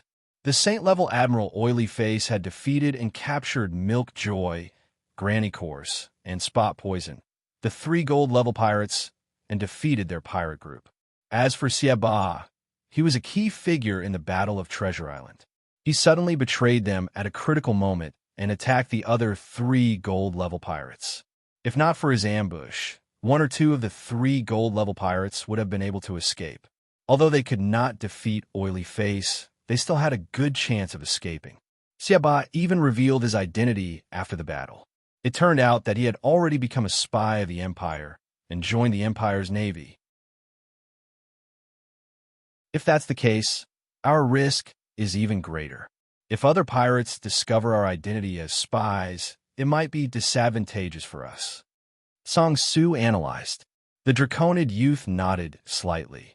This might be the Empire's intention. Siaba revealing his identity as a spy is likely the Empire's intention, to make the pirates suspicious of each other.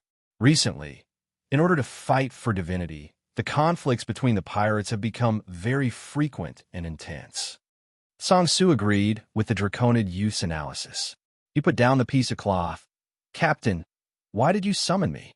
The Draconid youth said, "We found some fishermen villages below the eye of the sea. We need you to go investigate and use some methods to obtain some information." "Understood, I'll go now." Song Su immediately knew that the Draconid youth wanted him to use undead methods to quietly investigate and secretly obtain information.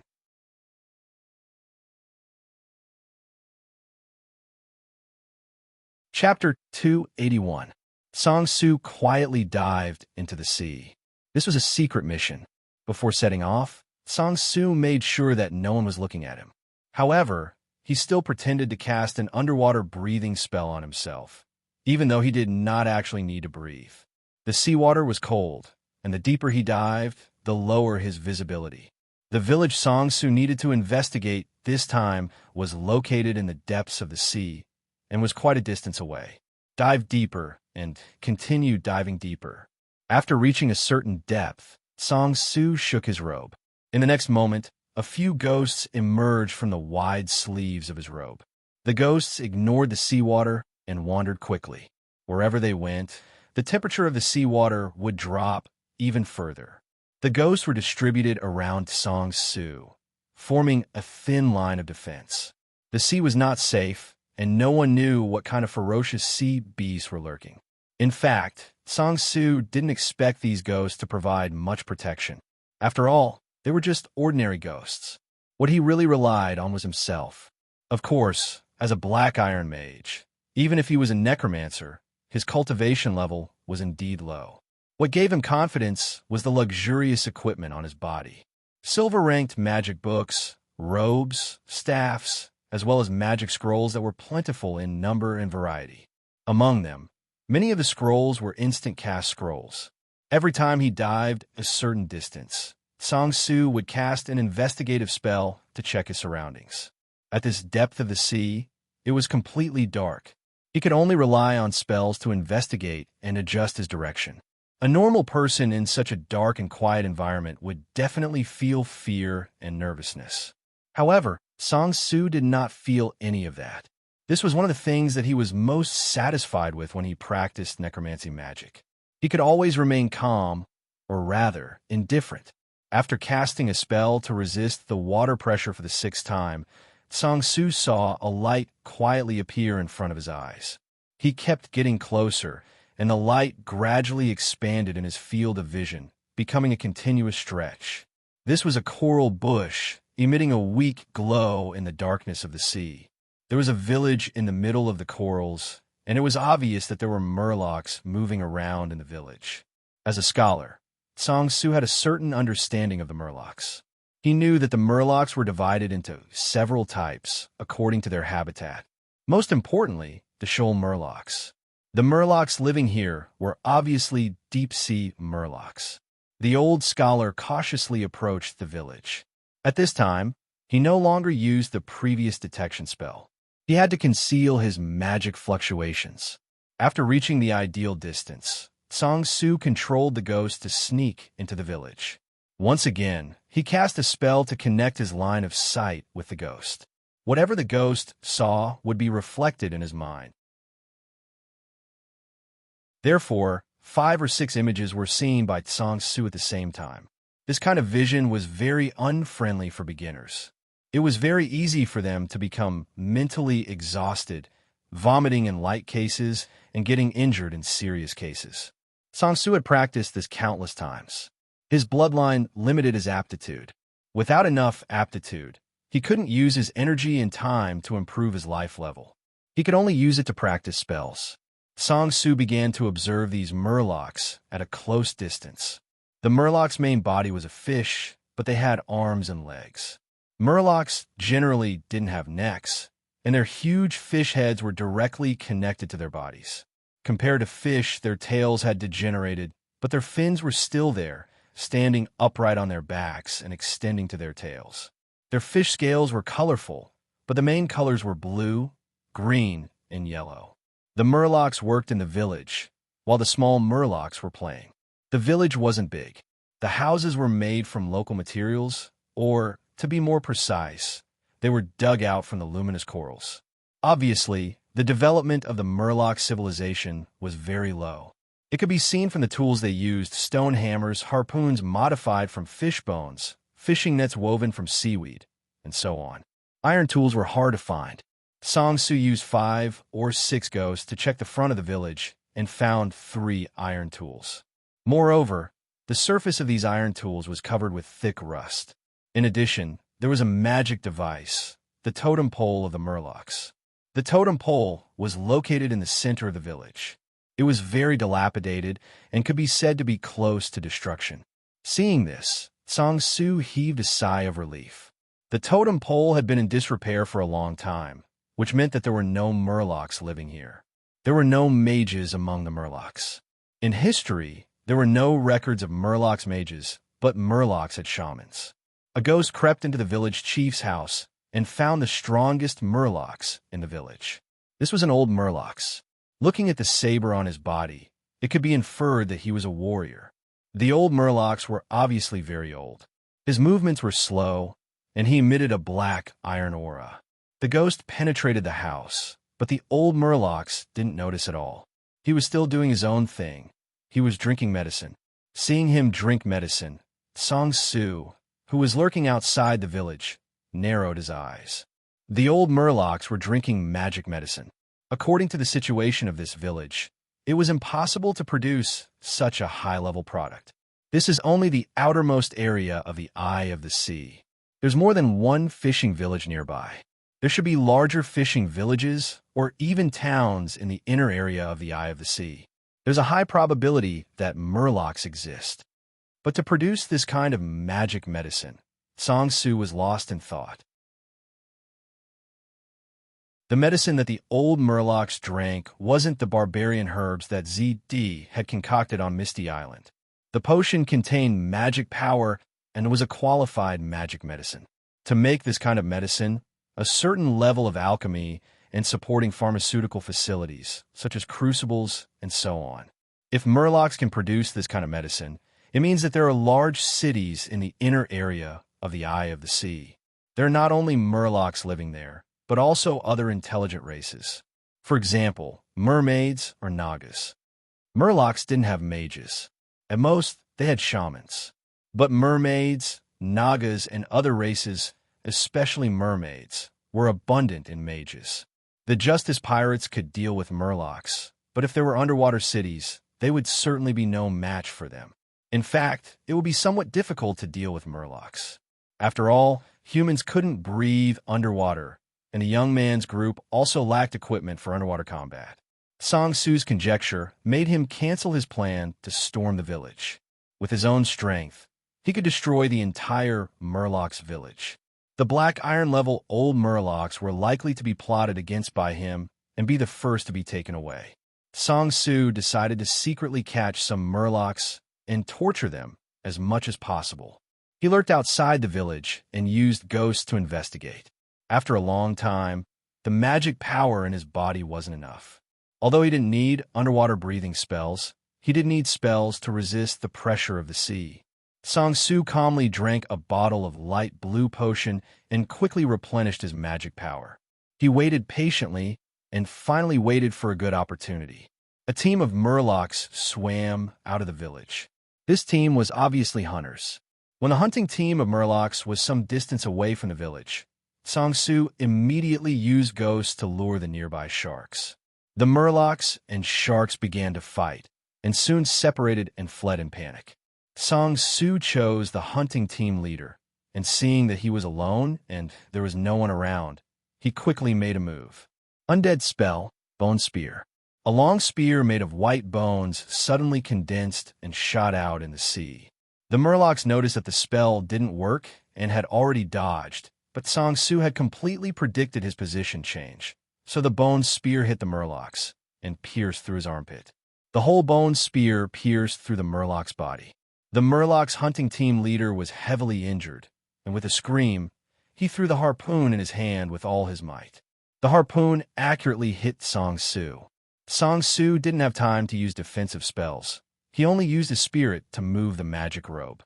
The silver magic robe suddenly emitted a faint light, forming an invisible force field, and repelled the harpoon. A few ghosts screamed and pounced on the Murlocs. The Murlocs clenched his fists and attacked the ghosts, but the damage was minimal. He was only bronze level and couldn't release his chi, so it was difficult for him to damage the ghosts.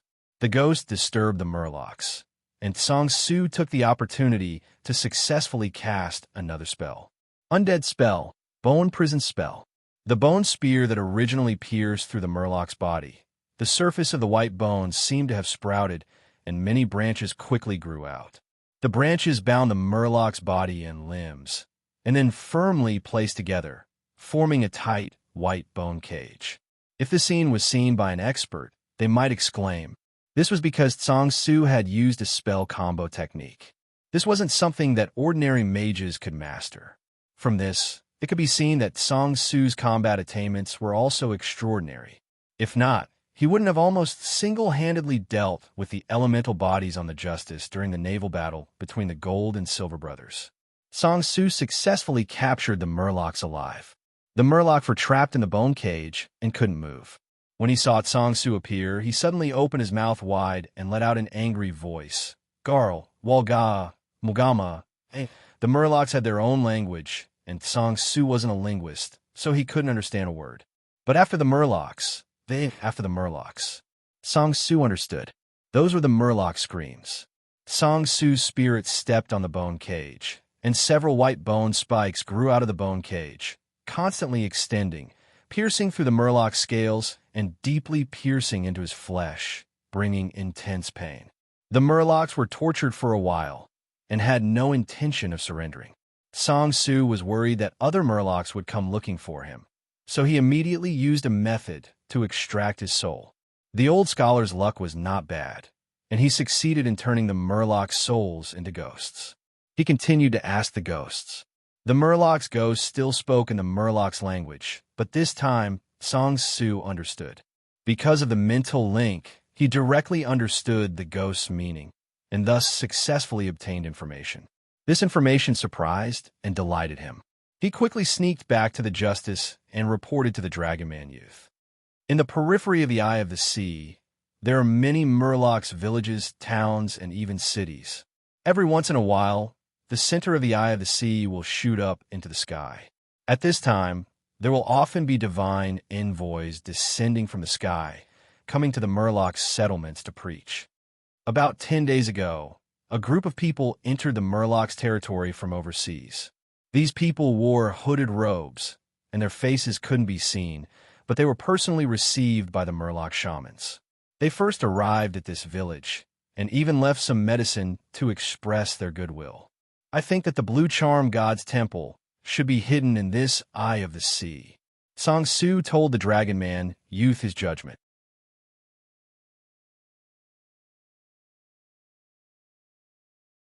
Chapter 282. Song Su deduced that the Sea God Temple was in the Eye of the Sea. In response, the Draconid youth was puzzled.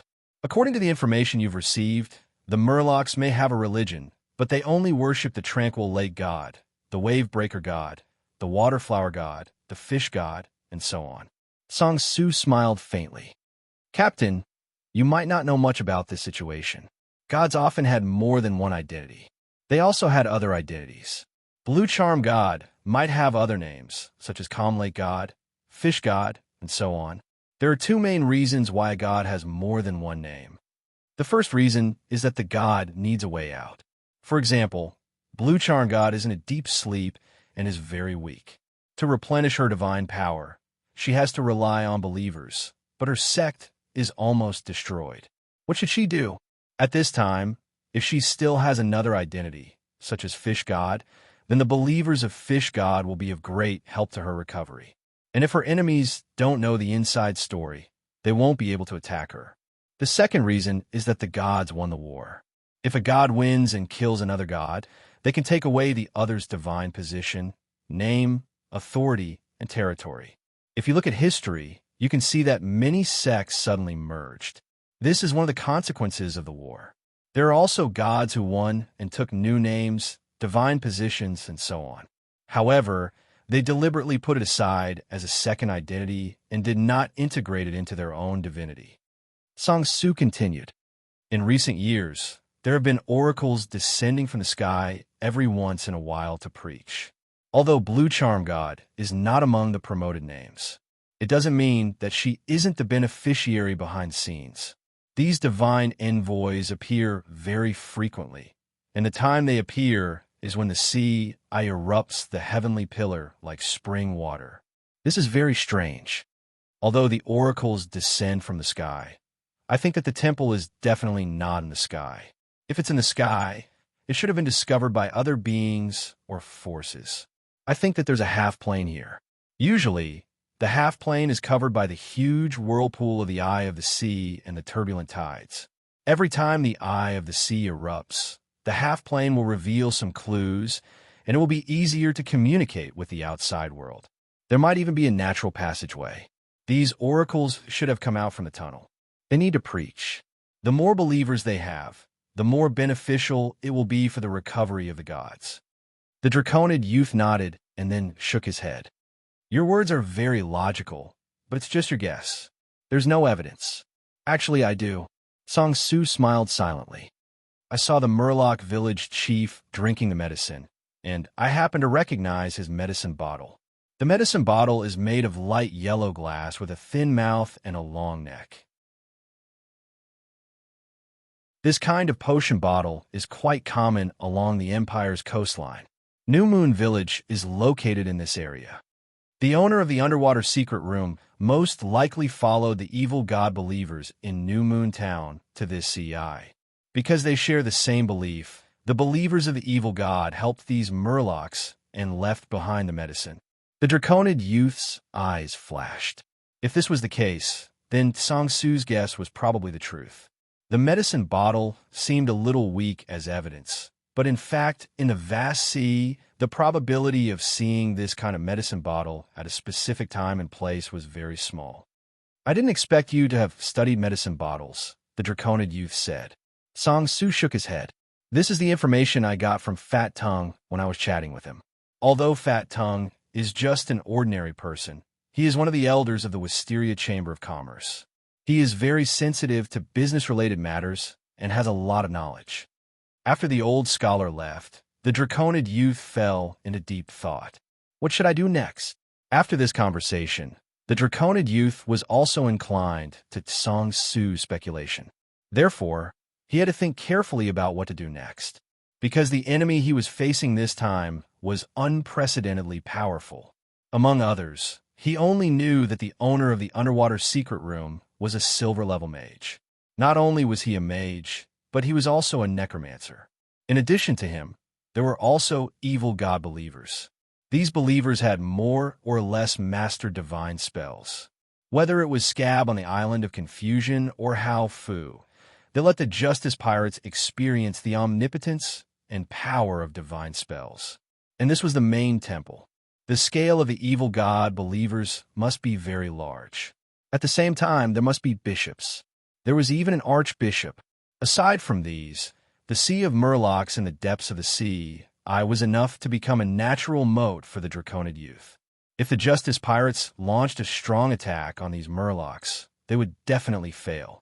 It was even unlikely that they would even attack. The Justice Pirates had 11 pirate ships, all of which were magic ships. However, they could only drift on the surface of the sea and could not dive to fight. This time, the Draconid youth could only rely on deep-sea monster fish.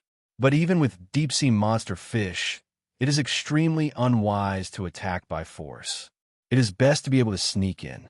Deep-sea monster fish cannot be easily exposed. We can arrange for outside support. The actions of the owner of the underwater secret room, the necromancer, gave the Draconid youth a good example.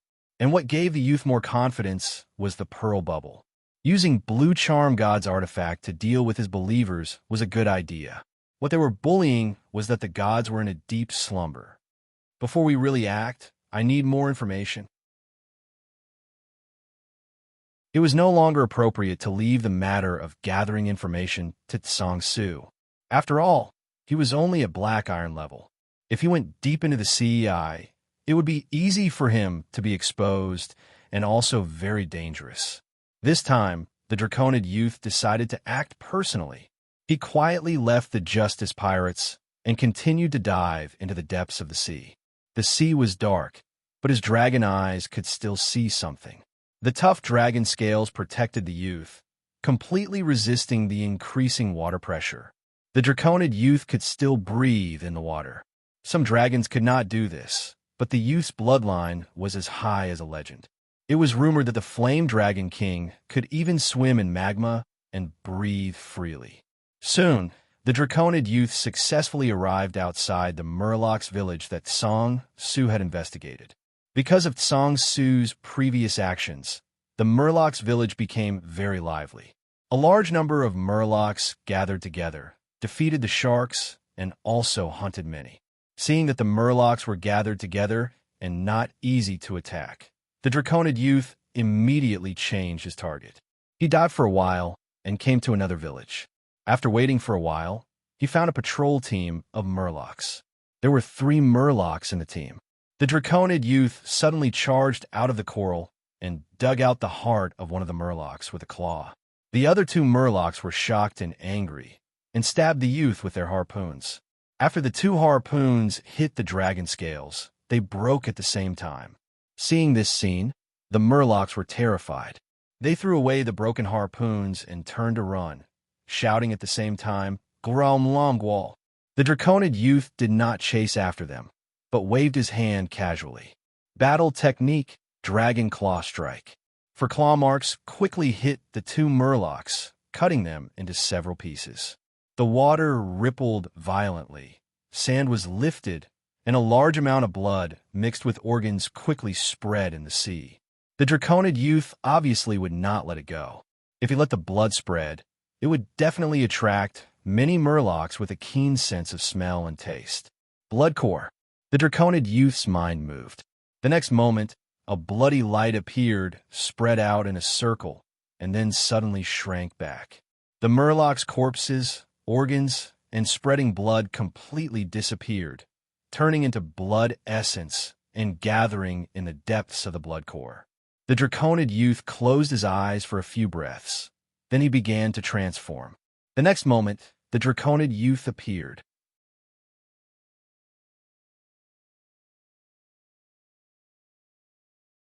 Chapter 283. In the deep sea, the radiance emitted by the corals slightly rippled on the young man's cheeks. The young Murloc looked at his hands. His palms were no longer hard and ferocious dragon claws, but Murloc hands. Including his thumb, there were only 3 fingers. There was also a layer of tough membrane between the fingers, which was the webbing. The young man tried to wave his palms. The webbing moved in the sea, bringing a stronger reaction force. His field of vision also changed. The underwater world became brighter. After all, the flame dragon lived on land. Although the dragon's eyes could see under the sea, it still couldn't compare to the Murloc's eyes. The deep-sea Murloc could survive under the sea because the environment forced them to evolve eyes that could actively absorb light. In order to do this, the Murloc's eyes were very large. In the dragon form, the dragon's eyes were about the same size as a normal human's eyes. But the fish eyes were different. The young man's eyes were now the size of a plate. Each pair of eyes occupied the left and right sides. The area was so large that it almost filled the young man's huge fish head. Such large eyes also made the young man's vision expand several times. The young Murloc didn't need to turn his head to see the scene behind him. Only the front of his body couldn't see. The young man took a deep breath. The gills on both sides of his fish head suddenly opened and sucked in a large amount of seawater, turning it into abundant oxygen. The young man looked at his fish scales again. Under the light of the coral, his fish scales appeared light blue. The color of the fish scales was the color of the scales of the Murloc he had killed and absorbed before. My strength is much smaller than the dragon form. My recovery ability and endurance are far from it. My defense is almost negligible. But I'm more adapted to the underwater environment. I seem to be a little more agile than before. The increase in agility was negligible. The Murloc form was very suitable for the bottom of the sea, but the Flame Dragon King's bloodline was as high as the legendary level. It was excellent in all aspects. The young man began to try all kinds of things. After a while, he had a deeper understanding. He was still at the silver level, but his combat ability had plummeted, and it was a big drop. He couldn't use any of the innate magic of the Flame Dragon King's bloodline, and the power of his fighting skill, Dragon Claw, had also plummeted. Although explosive fighting aura could be used, his performance in all aspects was reduced, especially his recovery ability. Generally, even if the fighting aura cultivator didn't actively practice, their body would automatically generate new fighting aura. Unless there were special circumstances, the natural recovery of chi would continue in a fighter's body. Previously, when a young man was fighting with the Gold-Silver brothers, he had been using explosive fighting spirit throughout the entire battle. Although the consumption of battle chi was very intense, the Flame Dragon bloodline was extremely compatible with explosive battle chi, resulting in the recovery of battle chi very fast. Therefore, from the beginning to the end, the young man never lacked battle chi. If he changed into his fishman form, such a good thing wouldn't happen. The Murloc bloodline had a low compatibility with the explosive fighting power, and the natural recovery speed of the explosive fighting power had dropped drastically. I can't fight for a long time now. This bloodline is only bronze rank. I can't expect too much from it. The young Murloc looked at his lower body. It was still the same as before and did not become a Murloc's biological structure.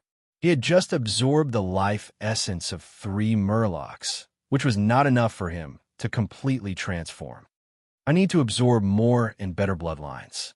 The young man transformed back into his dragonoid form and continued his ambush. His combat aura cultivation was at the silver level. Most of the Murloc teams that went out to hunt were normal Murlocs, and their leaders were usually at the bronze level. There was a huge difference in their life levels.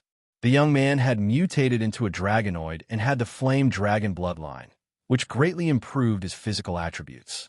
With this body, the young man had proven that he could block Golden Hook's gold rank combat skills several times. How could these murlocs be his match? Not long after, the young man collected enough bloodlines and became a complete murloc. After reaching this step, he officially hunted in his murloc form. Old Murloc Rottentail was leading a new member of the patrol team to familiarize himself with the patrol route. Suddenly, an unfamiliar murloc jumped out in front of them. The unfamiliar murloc was thin and had light blue fish scales all over his body. He held a harpoon in his hand and blocked the way. "Wagula!" Old Murloc Rottentail shouted. The unfamiliar blue-scaled murloc pointed at himself first, then at Old Murloc, and finally raised the harpoon in his hand and waved it. "Malwarama!" Old Murloc widened his eyes. The unfamiliar blue-scaled murloc just repeated his previous actions. The new patrol member beside Old Murloc opened his mouth and said, "Rugma, Gula Moral." Old Murloc froze for a moment, and then became very angry. He patted his new partner's shoulder, indicating that he should watch his performance closely. Then he pulled out his iron sword and strode toward the blue-scaled murloc with his head held high. The blue-scaled murloc grinned, understanding that Old Murloc had accepted his challenge. He stomped on the ground with both legs and swung his palms. His body flew forward quickly, rushing toward Old Murloc Rottentail. Old Fishman was startled. He quickly moved sideways and successfully dodged the attack. The blue-scaled murloc noticed Old Murloc's movements early on and immediately adjusted his posture while swimming quickly. However, a shocking scene occurred. The blue-scaled fishman actually staggered, and the direction of its charge completely changed. Its entire body rolled a few times, and then its huge fish head plunged into the sand. Old Murloc and the new murloc were shocked. They couldn't believe their eyes. Originally, when this unfamiliar blue-scaled murloc challenged them, they all thought that he was a difficult murloc fighter. But they didn't expect that this guy actually didn't even know how to swim. Just this guy? The young murloc awkwardly pulled his big head out. He was the captain of the dragon's suit. He wasn't good at swimming. Although the murloc's body structure was similar to that of a human, there were many differences. For example, a murloc's head was bigger and heavier than a human's. Just now, the young murloc was very aggressive, but when he adjusted his posture at the last minute, he lost his balance and fell to the ground. But the young murloc wasn't discouraged. Instead, his fighting spirit surged. He opened his gills and took a deep breath of seawater. Holding the harpoon in his hand, he charged toward Old Murloc again. Old Murloc raised his head and waved his scimitar, exchanging blows with the young murloc. The young murloc used very little battle chi. With the help of the pearl foam, he was just an ordinary bronze-ranked murloc fighter. When the fight officially began, the young murloc quickly fell into a disadvantage. Old Murloc laughed loudly, while the new murloc shook his head. He thought that he would be able to see a fight between shrimps and crabs, but he didn't expect the challenger to be so clumsy. But as the fight continued, Old Murloc's laughter gradually decreased. Watching the fight, the new murloc also gradually felt that something was wrong. The young murloc had a strong fighting spirit. The reason why he fell into a disadvantage was because he wasn't used to this life form. Actual combat was the best way for him to improve. Not long after, he and Old Murloc were fighting back and forth. After a short while, the young murloc suppressed Old Murloc. Old Murloc started to get injured. Old Murloc roared and joined the fight. It was 2 against 1. The young murloc wasn't surprised. Instead, he was happy. This way, he could train his actual combat ability. Thus, the previous battle situation was repeated once again. After the young murloc got used to it, both Old Murloc and New Murloc were crushed by him. Old Murloc was covered in wounds. He roared and didn't care about New Murloc, turning around and running away. New Murloc was shocked and angry. He exposed his weakness and was stabbed to death by the young murloc. Then, the young murloc caught Old Murloc and killed him with his harpoon. Blood Core was activated again, and the young Murloc added another bloodline. This bloodline came from old Murloc. It's a bit more advanced than the one I got. It's at the dark iron level.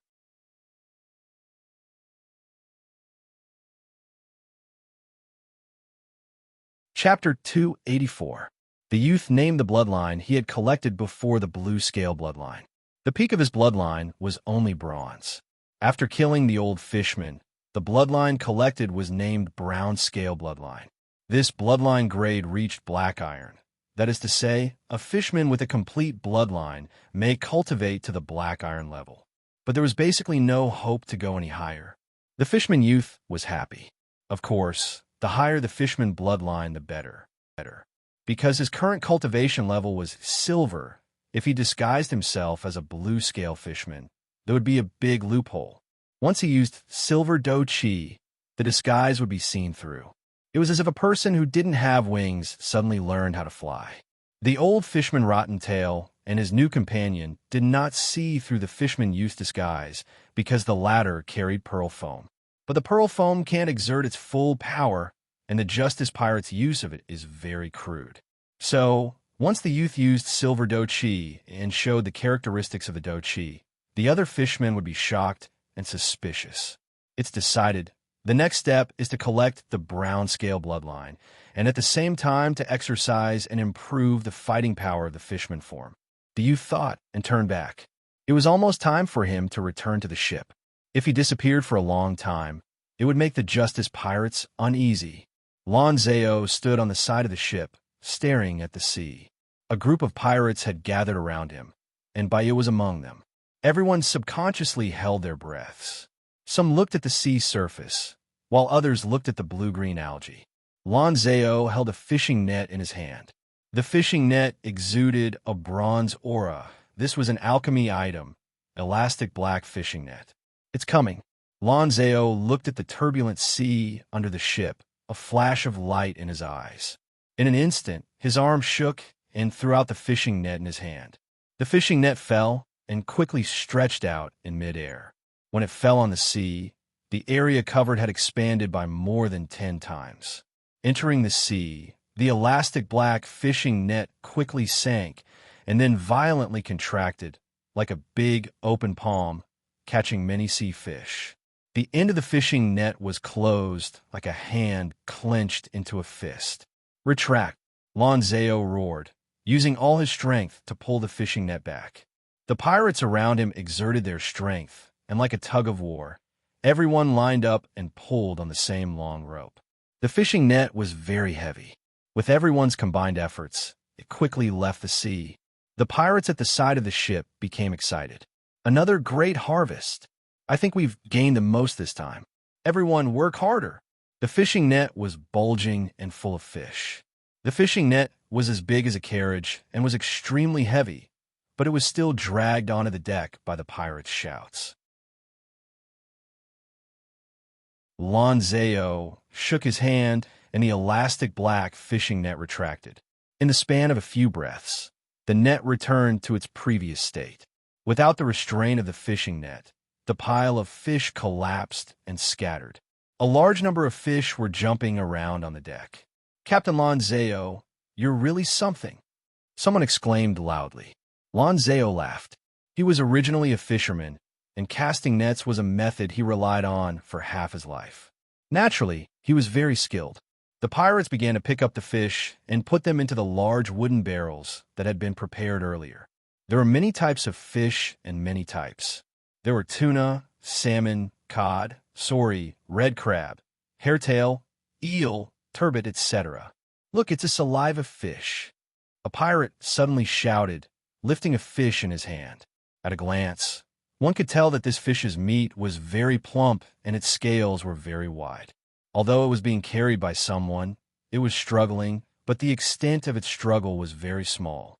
It looked very slow, giving people the impression that it was stupid. Bayou didn't recognize this fish. Hearing the surprised cries of the other pirates, he was very curious, so he asked the others.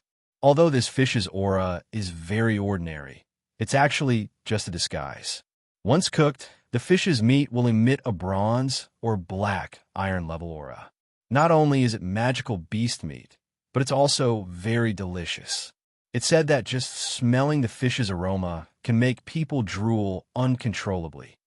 Lonzeo explained with a smile. So that's how it is. Baya suddenly realized that most of the fish in the sea were ordinary fish.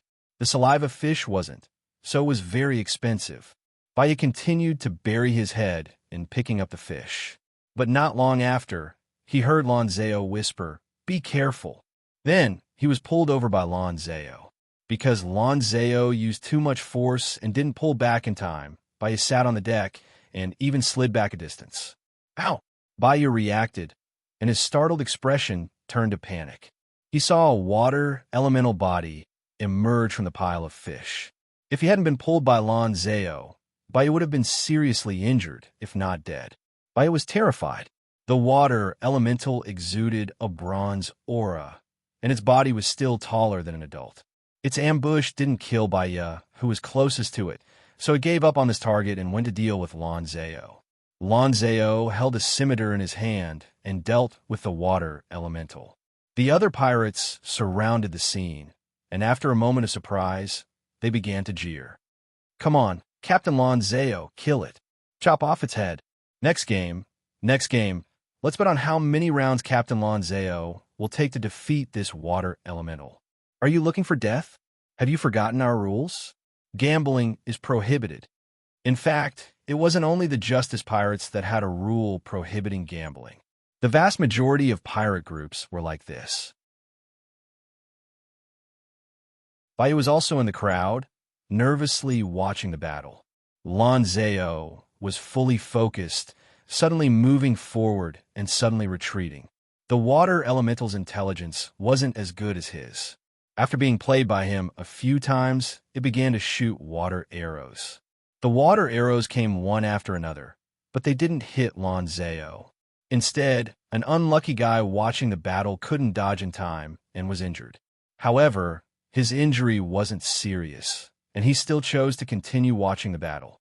5 water arrows. It shouldn't be able to shoot water arrows. Lonzeo counted silently while dodging. When he saw that the water elemental state was obviously dispirited, he launched a real attack. The scimitar didn't cause much damage to the water elemental's body. However, Lonzeo continued to succeed, and the injuries continued to accumulate, finally causing the water elemental to collapse. The water elemental died, and its body disintegrated into a pool of water, splashing on the deck.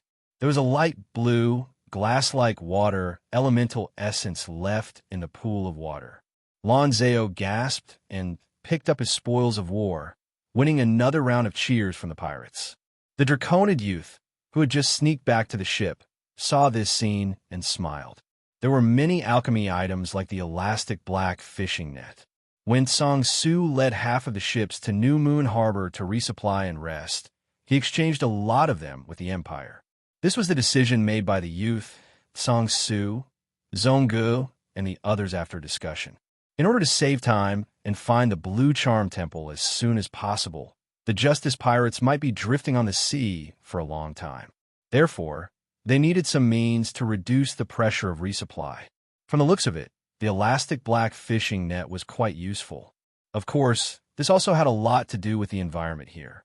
In the vast majority of the sea, the harvest of fishing with a net was very small, infinitely close to zero. The places where there was real harvest were usually natural fishing grounds formed by the intersection of the ocean currents.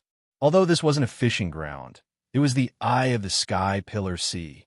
The whirling torrents brought rich nutrients, attracting a large number of fish to gather. The abundant water elemental essence made the place overrun with monsters. The Justice Pirates were currently at the periphery of the eye of the sea, so they didn't encounter many monsters.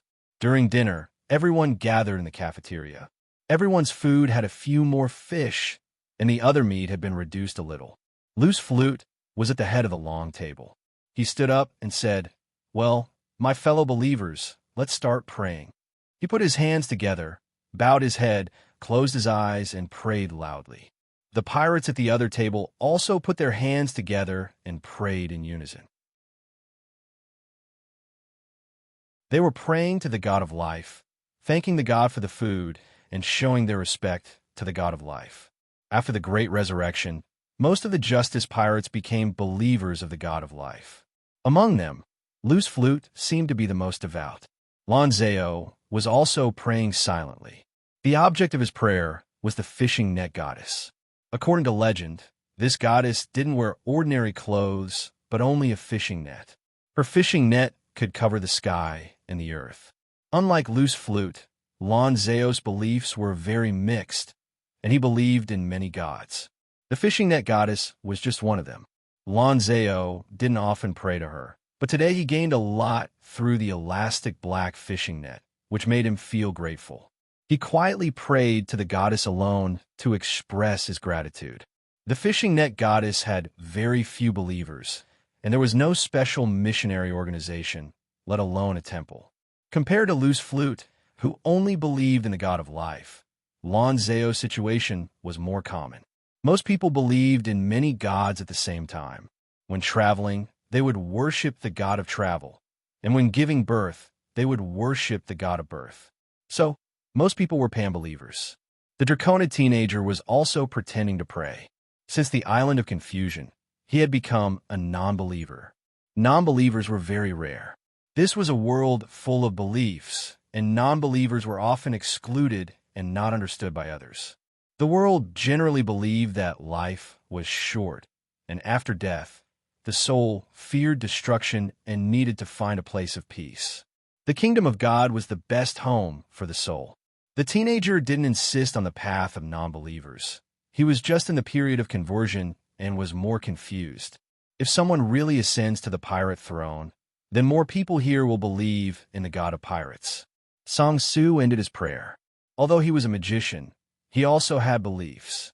He believed in the Ghost Lord, one of the gods of death. Magic and belief didn't conflict.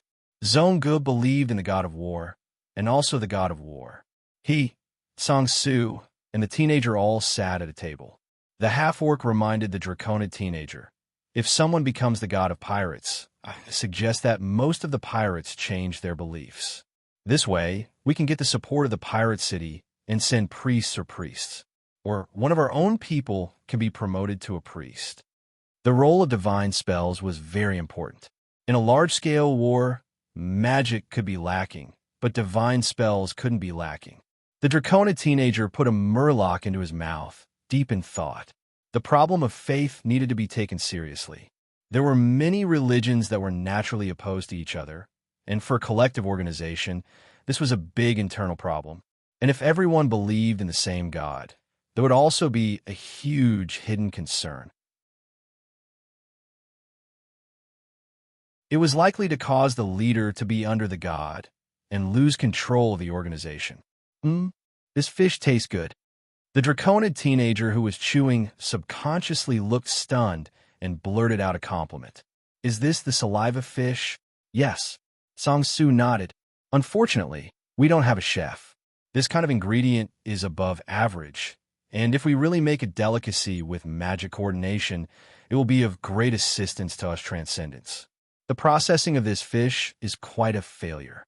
Its magic is almost exhausted, and the taste is barely satisfactory. Song Su shook his head. He and Zhonggu also had saliva fish meat in their dinner. Zhonggu interjected. So in this regard, I'm a little envious of the murloc. They can eat the saliva fish raw, completely absorb the magic contained in the fish meat, and strengthen themselves. Unlike us humans, who need to process the ingredients and can only eat cooked food.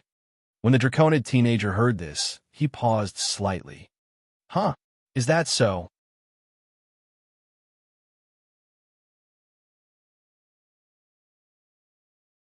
Chapter 285.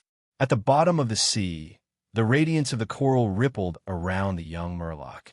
The young man sat on a rock, holding a geoduck in his hands. The geoduck exuded a bronze aura, and the shell was covered with sharp thorns. The young man skillfully held the shell so that his fingers wouldn't be pricked. Then, he slammed the shell against the rock under his butt. After being smashed a few times, the geoduck's shell cracked open, revealing the muscle's flesh inside. The young man opened his fish mouth, revealing a mouthful of sharp teeth, and bit it. The meat was tender and plump, and simply melted in his mouth. The Murloc's body digested quickly, and a large amount of magic power filled in. Sure enough, Murlocs have an advantage in eating seafood. Their digestive organs are different from humans, and they absorb the magic power in seafood more efficiently than humans. A few days ago, Zongu inadvertently opened a window for the young Murloc. He tried to eat seafood raw and gain a lot. It wasn't just the mouth fish, it was the same for other seafood. Humans had evolved to eat cooked food far more in line with the structure of the human body than raw food. The young Murloc consulted Song Su on this matter, and the old scholar told him, a long time ago, humans also ate raw meat. But because they learned how to use fire from the elves and dwarves, humans began to roast food. In doing so, they could effectively kill a large number of bacteria and viruses in raw food. As a result, the human birth rate was greatly reduced, and the population rapidly multiplied. Today, of all the races, humans were the largest. But this also led to the fact that it was difficult for humans to adapt to raw food. Murlocs were different. Murlocs were amphibious creatures that lived in the water for a long time. This was true even for freshwater Murlocs. Although these Murlocs could go ashore, they spent more time soaking in the water. The air was too dry for them. Going ashore would make them uncomfortable. Because they lived in the water for a long time, Murlocs rarely used fire and had always retained the habit of eating raw food. Although their population didn't increase, because of this, after a long time of evolution, their bodies were more resistant to germs, more able to obtain nutrients from raw food, and more effective at absorption. A brand new path of cultivation was revealed in front of the young man's eyes. I can eat seafood raw in the form of a Murloc and get more efficient absorption. Then I can transform into a dragon man and cultivate. Unfortunately, the Flame Dragon King's bloodline was not complete. If the young man transformed into a complete dragon, he would be able to eat other magical beasts raw. The fisherman's digestive system was very developed. Soon, the young man felt his stomach swell. There wasn't a lot of food, but it was bronze-ranked. It was a great supplement for this fisherman body. The young merman quickly stood up and mobilized his explosive fighting energy. He took a horse stance and waved his fists forward.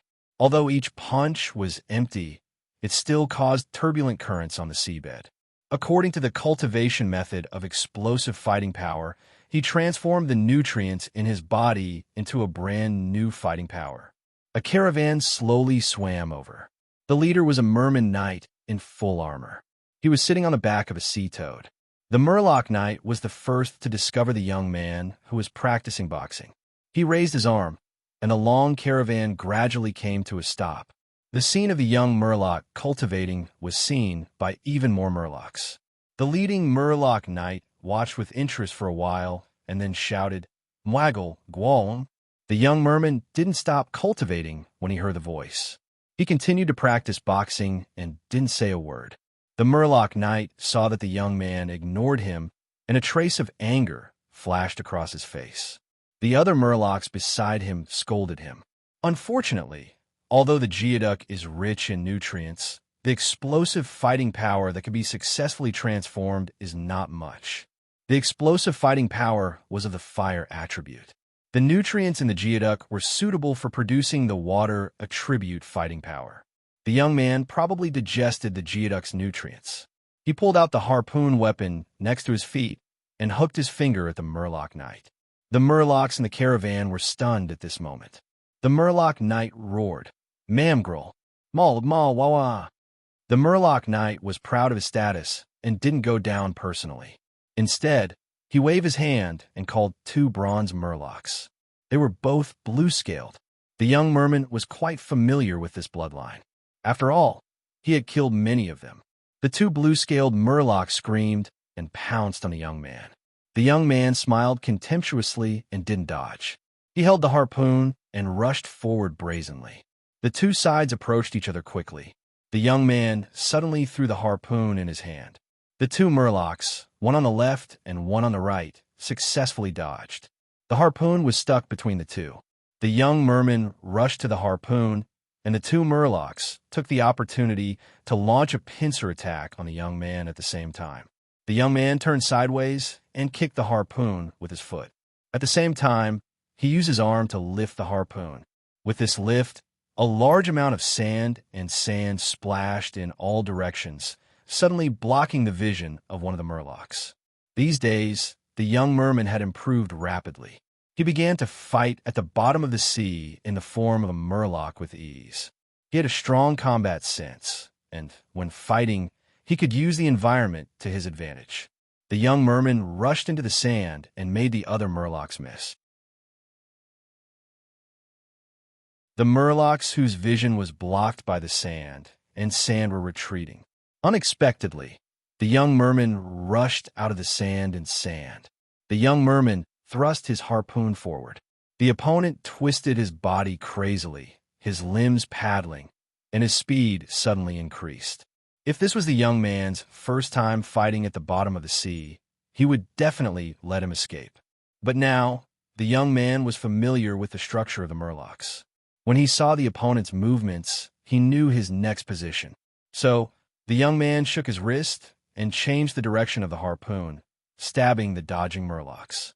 It was as if the murlocs took the initiative to collide with the harpoon in his hand. The young man stabbed the murlocs to death.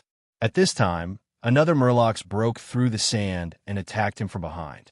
The young man did not turn back to fight. Instead, he walked forward and passed the corpse of the murlocs that he had just killed. He raised his arm and swung it back, throwing the corpse of the murlocs to the enemy. The pursuing murlocs were knocked down by the corpse, slowing down their speed. They shouted angrily, "Damn it!" Just as he swept the corpse away, he saw the harpoon occupying his vision. Poochie! With a light sound, the harpoon in the young man's hand directly pierced through the blue-scaled murloc skull. Another one died. The murlocs roared in anger. The murloc's knight saw that his two subordinates had died in front of him. He screamed a few times and personally attacked the young merman. He had a black iron rank cultivation, and his mount, the sea toad, also had a bronze rank aura. The young merman circled around him and quickly fell into a bitter battle. The murloc's knight held a knight's lance and looked down from above. The sea toad charged forward.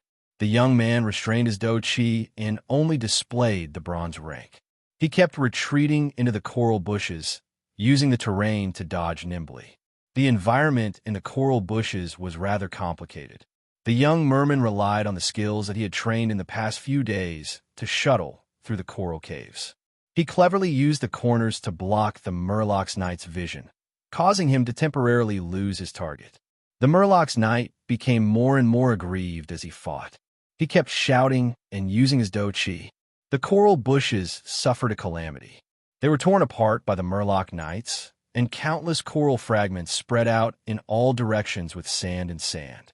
The young merman was in the sand, but he still nimbly dodged and avoided the attacks. He already had the ability to listen to the wind to determine the location.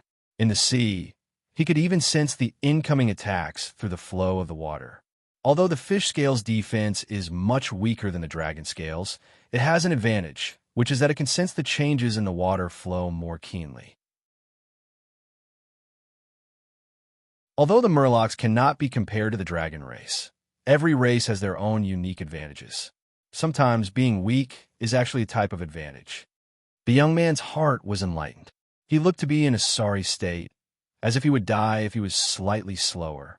In fact, he was very calm. He purposely delayed the battle to test the murloc's knight's methods. After all, it was the first time he had come into contact with such a luxuriously equipped murlocs. After fighting for a while, the young merman saw that the murloc's knight kept using his do chi again and again. He understood that this was the other party's background. The murloc's knight only had 3 do chi techniques. There was the lance sweep and poke, and there was also a move to coordinate with the mount's collision. They were all ordinary.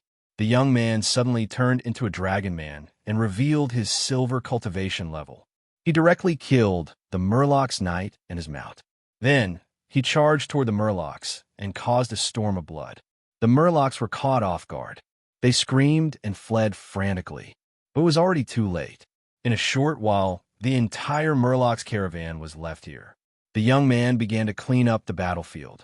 When he checked the Murloc's knight's corpse, he was surprised to find that the Murloc's knight was not wearing normal full body armor.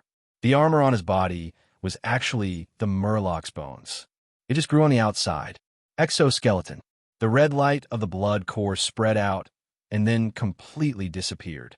The blood core's magic energy had increased by a lot, and there were also many new bloodlines.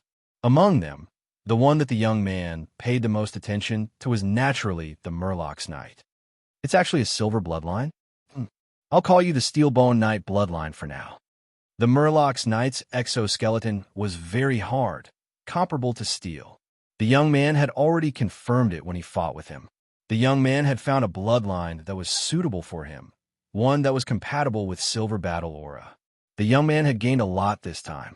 In addition to the bloodline, the caravan transported a lot of high-quality pearls, water elemental essences, night pearls, as well as silver seaweed, and so on. How do I move these things back? The young Murlocs were a little troubled. He did not carry any space storage equipment with him. This kind of thing was very rare. Generally speaking, the space storage equipment that could be carried with him had limited space inside. In the end, the young Murlocs could only choose to bring some of them back and move the rest to a faraway place to bury them. After taking care of everything, the young Murlocs dragged the 4 large boxes and swam toward the position of the fleet. When he was about to reach the surface of the sea, he was troubled again. It was easier to sneak back to the captain's cabin alone, but it was more difficult to carry 4 large boxes, especially since each box was so big that it could fit 2 adults. But just as the young man was troubled, a fishing net was suddenly thrown from the sea. The young man smiled slightly. A moment later, he sneaked back to the captain's cabin alone. There was a sudden uproar on the deck. "Master Lonzeo, you're too awesome. You caught 4 treasure chests. Oh my God, come and see. These are all high-quality pearls. Silver level seaweed. It's very likely to be a casting material."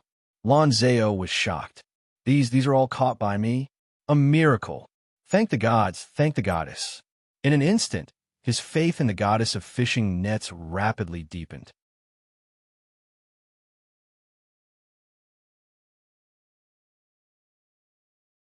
Chapter 286. Sky Pillar Sea. The sea was turbulent, and the sound of fighting was deafening. The righteous pirates were fighting. Some of the pirates occupied the deck, shooting with bows and arrows. Some defended the side of the ship, using swords or boarding axes to chop down any fisherman that wanted to climb up. Grull, gurl, wham! A large number of fishmen screamed and drilled out from under the sea, using their hands and feet to climb up the hull. Some rushed to the deck, and some directly drilled into the windows of the guns. Baya struggled to move a barrel and threw it down. The wooden bucket rolled along the way, smashing at least 7 or 8 Murlocs lying on the hull of the ship into the sea. Good job. The pirate guarding this side of the ship praised loudly. Baya's attack solved his urgent problem. Be careful. The next moment, Suma suddenly pulled Baya. Baya fell back and dodged a blow dart. The fishmen also had long-range attacks. A group of blow dart fishmen were lurking in the distance, spitting out blow darts from time to time. Baya saw the dart inserted in the mast. It was as long as a finger and covered with a strange green poison. He was scared and quickly thanked Suma. Suma shook his head and sighed. I told you not to show off too much. You hit a lot of fishmen with a barrel, didn't you? Baya scratched his head. He unexpectedly found that attacking from such a high position could easily cause more casualties. He was very good at throwing barrels. This was thanks to Zone GE's military training. One of the contents of the military training was that half of the pirates swam around the ship, and the other half stood on the side of the ship and hit it with barrels. Suma sighed. Your head is full of meritorious service. Don't you know the guns always hit the bird that sticks out? You'd better follow me. Baya's arm was sore and his mood was difficult to calm down. He wanted to continue fighting, but he also knew that his physical strength was reaching its limit, and he had become the target of the blow dart fishmen. If he continued to fight, he would be easily killed. I have too little stamina, I'm just an ordinary person. If only my bloodline could be a little better, even just a little better, and allow me to have bronze rank combat chi, I would be able to continue to make contributions. Bai was filled with regret and helplessness. He glanced enviously at the Justice. There was a particularly conspicuous figure on the Justice ship. It was the big guy. The big guy was clad in heavy armor. He stood at the side of the ship and kept swinging the mace in his hand. His movements were as if he was sweeping the floor. He swung his mace and swept away all the unlucky murlocs. Some of them were directly crushed by the mace and turned into a pile of minced meat. The big guy was already at the bronze rank. Circulating his battle aura made him stronger and had more endurance. He alone was responsible for the work of more than a dozen people, firmly guarding a section of the ship, and no one dared to approach, no matter if it was a merman or a pirate, as expected of a divine bloodline. The Draconid youth stood in the corridor outside the captain's cabin, his hand on the railing as he observed the big guy. He had been paying close attention to the big guy's physical condition. The Earth giant bloodline showed its domineering side. It suppressed the human bloodline in the big guy's body, causing the big guy to gradually transform into a complete and pure Earth giant. The divine bloodline allowed the big guy to have a huge improvement. His strength alone had increased to 8 times his previous strength. The big guy's body was also rapidly developing. He was quickly growing taller, but at the same time his chest, waist, back, and limbs were also becoming stronger. Unfortunately, the big guy's intelligence is not high. It took a lot of effort to learn some Royal Land combat chi techniques. If he were to learn battle skills, the Draconid youth secretly shook his head. It was very difficult for the big guy to learn battle skills. It was not that the youth did not have the patience to teach the big guy battle skills. He was more worried about the big guy's safety. One must know that if the battle skill failed, it would backfire on the fighter. If the big guy learned battle skills, he would definitely be covered in scars. It might even be a suicide mission. Even without battle skills, as long as the big guy is equipped with armor and heavy weapons, he will be an existence that cannot be ignored on the battlefield. The big guy's current equipment was all funded by Bishop Hao Fu. Bronze-ranked full body armor. Bronze-ranked mace. His combat strength had already surpassed iron-ranked. The physique of the young Earth giant had already surpassed most silver-ranked human fighters in all aspects. When a mace hit the hull of the ship, the big guy's movements suddenly slowed down by a beat. He turned back to look at the Draconid youth and was distracted. Fortunately, the hull of the ship of Justice used metal coating alchemy technology and was not afraid of this level of collision. When the big guy saw the Draconid youth smiling at him, his eyes full of encouragement and praise, he instantly smiled foolishly and then continued to bury his head in sweeping the floor. This big guy, the youth sighed helplessly in his heart. His combat skills still need to be improved. Not only was the big guy frequently distracted on the battlefield, sometimes when his movements were too big, his arms and elbows would even sweep the pirates around him away. The Draconid youth shifted his gaze, his dragon eyes focused on the silver hook not far away. The silver hook was also an iron-ranked magical ship. Its captain was Zhongge. Zhongge was overseeing the ship's bow, facing the strongest enemy in this battle, a deep-sea four-headed snake. This was a sea beast. Its body was huge, even bigger than the silver hook. It exuded a strong silver aura. The snake's head was as big as a carriage, and the 3 snake heads were in 3 directions, biting at Zhongge at the same time. However, on the way, 2 of the snake heads were strongly obstructed. The one who attacked was the new silver-ranked archer of the Justice Pirates, One-Eyed Elf Cho. The only thing that rushed in front of Zhongge was a snake head. Zhongge sneered and suddenly pulled out his 2-handed greatsword. A fighting skill was displayed. The greatsword slashed down, instantly forming a solid blood-red sword shadow. The sword shadow hit the snake head, directly tearing through the tough snake skin and splitting the hard snake bones. Snake blood and brain matter splattered wildly. The remaining 3 snake heads let out a sharp scream together. The snake head that was hit by Zonga had been cut in half. The snake body under the snake head swung wildly on the deck, directly throwing many pirates away. Zongu stood proudly in place, looking down at the greatsword in his hand with appreciation. This greatsword was demon blood. It was 8 meters long. The tip of the sword was as sharp as a bird's beak. The entire sword body was dark red. The hilt was dark black. The grooves were like palm prints, spreading from the hilt to the sword body and finally converging at the tip. Some snake blood splashed on the sword body, and the grooves on the sword body burst out with a suction force, quickly absorbing the blood. It was like a person who had been short of water in the desert for a long time suddenly got drinkable water. The sword body trembled excitedly, as if it was shouting at Zongu, "More, more! Kill, continue to kill, don't stop." Mangu snorted coldly. Wielding his greatsword, he sprinted a few steps and leaped onto the four-headed snake's body.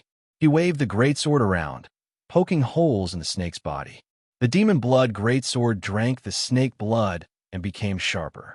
After resisting for a while, the four-headed snake was seriously injured. As expected of a gold-grade weapon, the Draconid youth secretly sighed.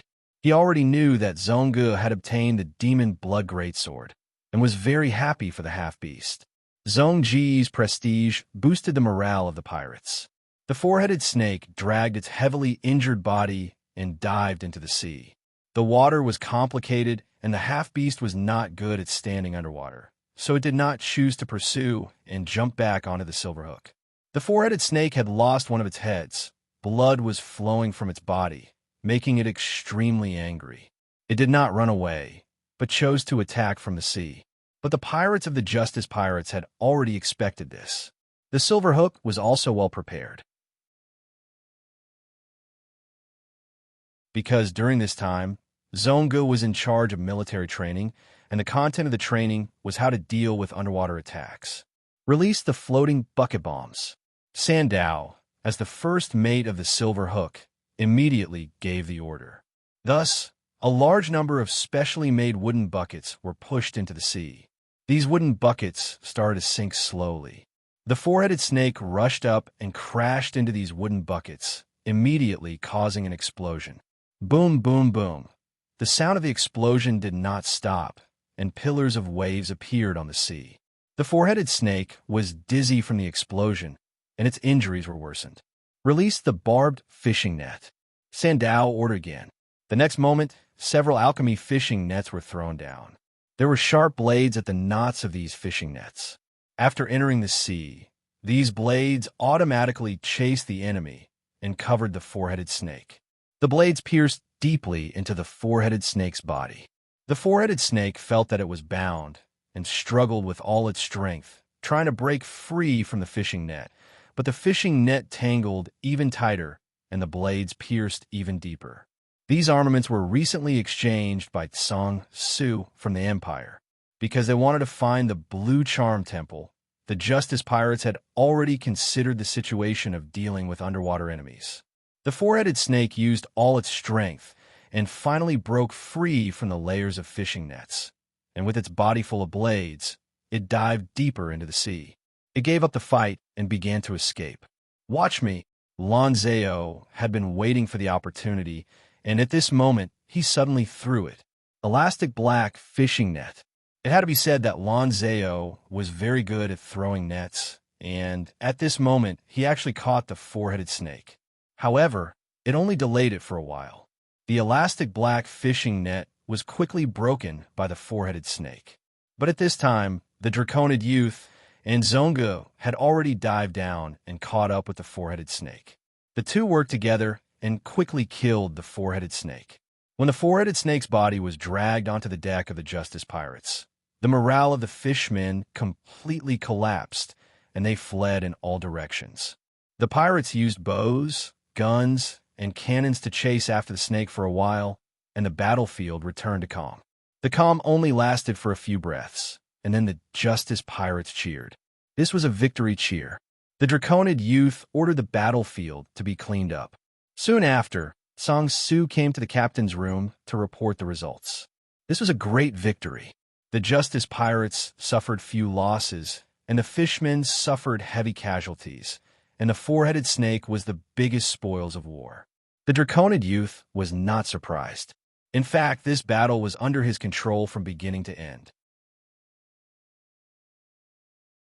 The monster fish detected the enemy here, and the Justice Pirates took the initiative to attack, which led to the four-headed snake's counterattack.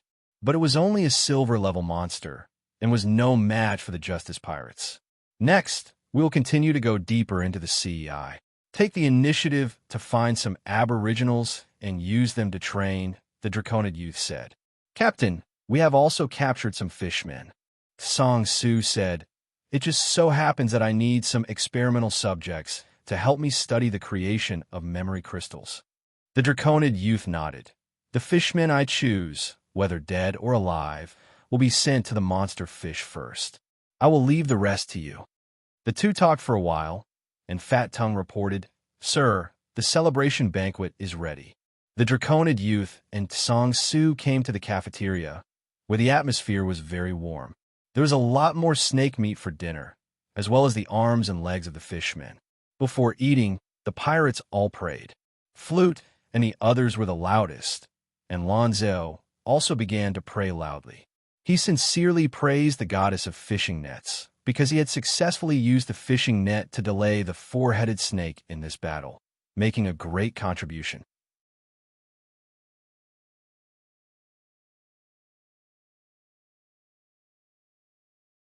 Chapter 287. A Murloc slowly opened his eyes. WMA? The fishman's vision was blurry, his breathing was weak, and his life was in danger. What he saw was a vast expanse of white light. His call did not receive any response, but he heard the sound of metal clashing from time to time. The clear sound made the fishman associate it with the sound of swords clashing. He shivered and immediately remembered. He was fighting before he fainted. His goal was to board the giant human warship, but he didn't expect to see a giant in the process of climbing up. The giant held a mace and swept it over. Intense pain and darkness attacked him at the same time. He could faintly hear the sound of his bones shattering, as well as the sound of him falling into the water. After that, he did not know anything. Gwal. The fisherman spoke again. His vision gradually became clear. The vast expanse of white light in front of him gradually disappeared, and he found himself in a room. This room was very strange. Whether it was the walls or the ceiling, they were all made of metal. He also found that he was tied to a cold, long table that was also made of metal. The fisherman thought to himself, could it be that I was captured by the humans and am now in that large ship? WMGM. WMGM. He struggled and shouted loudly. Stop shouting. Your end is already decided. A cold voice came from above the fisherman's head. The fisherman was stunned. He could not understand the meaning of these words, but he understood that it was the human language. Because he was lying flat, he raised his head to look above him, trying to find the owner of the voice. He succeeded. He saw an old man of the human race. He wore a pair of glasses and had a white beard. His fingers were strong and vigorous, and he was holding 2 daggers in his hands. It was not accurate to say that they were daggers. They were more like table knives. The fisherman's body immediately trembled, and he shouted in fear, because he saw that the human old man was reaching the 2 small metal knives in his hands towards him. The fisherman frantically struggled and burst forth with power he did not expect. But it was useless. He was firmly tied up and could not move at all. The human old man slowly and forcefully cut the small metal knives into the fisherman's flesh. The fisherman immediately felt the cold metal, causing him to shiver from the depths of his soul. Then he saw the human old man slowly cut open his arm. The sharpness of the 2 metal knives was beyond his imagination. He had never seen such sharp weapons in his life. The human old man cut open a straight, thin line and pulled out a long wound. Then he opened up the wound, revealing the tendons, blood vessels, subcutaneous fat, and so on. Oh! The human old man let out a sigh of admiration as a hint of joy appeared in his eyes. He bent down and lowered his head, placing a pair of glasses close to the wound and examining it carefully. After looking at it for a while, The human old man was not satisfied. He put down the metal knife in his hand and replaced it with a pair of metal hooks. He used a metal hook in each hand to pry open the wound while digging deep into the tendon to take a look. His movements were very careful, as if he cherished it very much. It was as if he was examining an ancient book that was not well preserved and would break at the slightest touch. After flipping through one location, he switched to another location and continued to look. After examining the forearm, the old man put down the metal tools in his hands, walked to another table, and started recording. From a fisherman's point of view, he could not see what the old man was writing. He could only see the old man's cool drawing on the paper. As if he had finished recording, the old man returned to the fisherman's side and picked up the metal knife and hook again. Waga, Luamulum. The fisherman roared angrily at the old man. The old man ignored him. His expression was extremely calm. This calmness caused the fisherman's fear to deepen several times. After that, the fisherman could only watch as his body was riddled with wounds by the old man. The old man studied his arm, his chest, his thigh, and even the base of his thigh was not spared. Every place he studied, he recorded it down. The fisherman roared loudly. He felt that his right arm and left leg could not exert any strength. This was because the old man had cut off his crucial tendons. The old man suddenly took out a metal rod and placed it into the fisherman's open mouth when he was shouting. The fisherman's mouth was immediately stuck. He could only open it wide and could not close it. The old man then changed to two metal tools with slender handles and put them into the fisherman's mouth. He began to study the structure of his mouth. The fisherman clenched his fists tightly and kept kicking his legs. He first felt a cotton-like thing gently scraping around his mouth. Then he felt a small knife cut off a small piece of his tongue. His tongue was injured and bleeding nonstop. The human old man immediately stopped the bleeding. Then he took out a small saw and began to cut off the fisherman's teeth. In the end, as if he was not satisfied, he picked up a small hammer and a small pair of pliers and pulled out a few bloody teeth of the fisherman. The fisherman's cries were not clear anymore. Intense pain came from his arms, chest, mouth, and other places, tormenting him to the point of insanity. The old man recorded for a while more. When he returned, his movements changed from the previous meticulous to bold and decisive. He completely cut open the fisherman's stomach, exposing his heart, stomach, intestines, and other parts to the air. The old man's eyes seemed to be shining as he continuously observed the situation of the fisherman's internal organs. From time to time, he would stretch out his hand to poke at the stomach or pull at the intestines.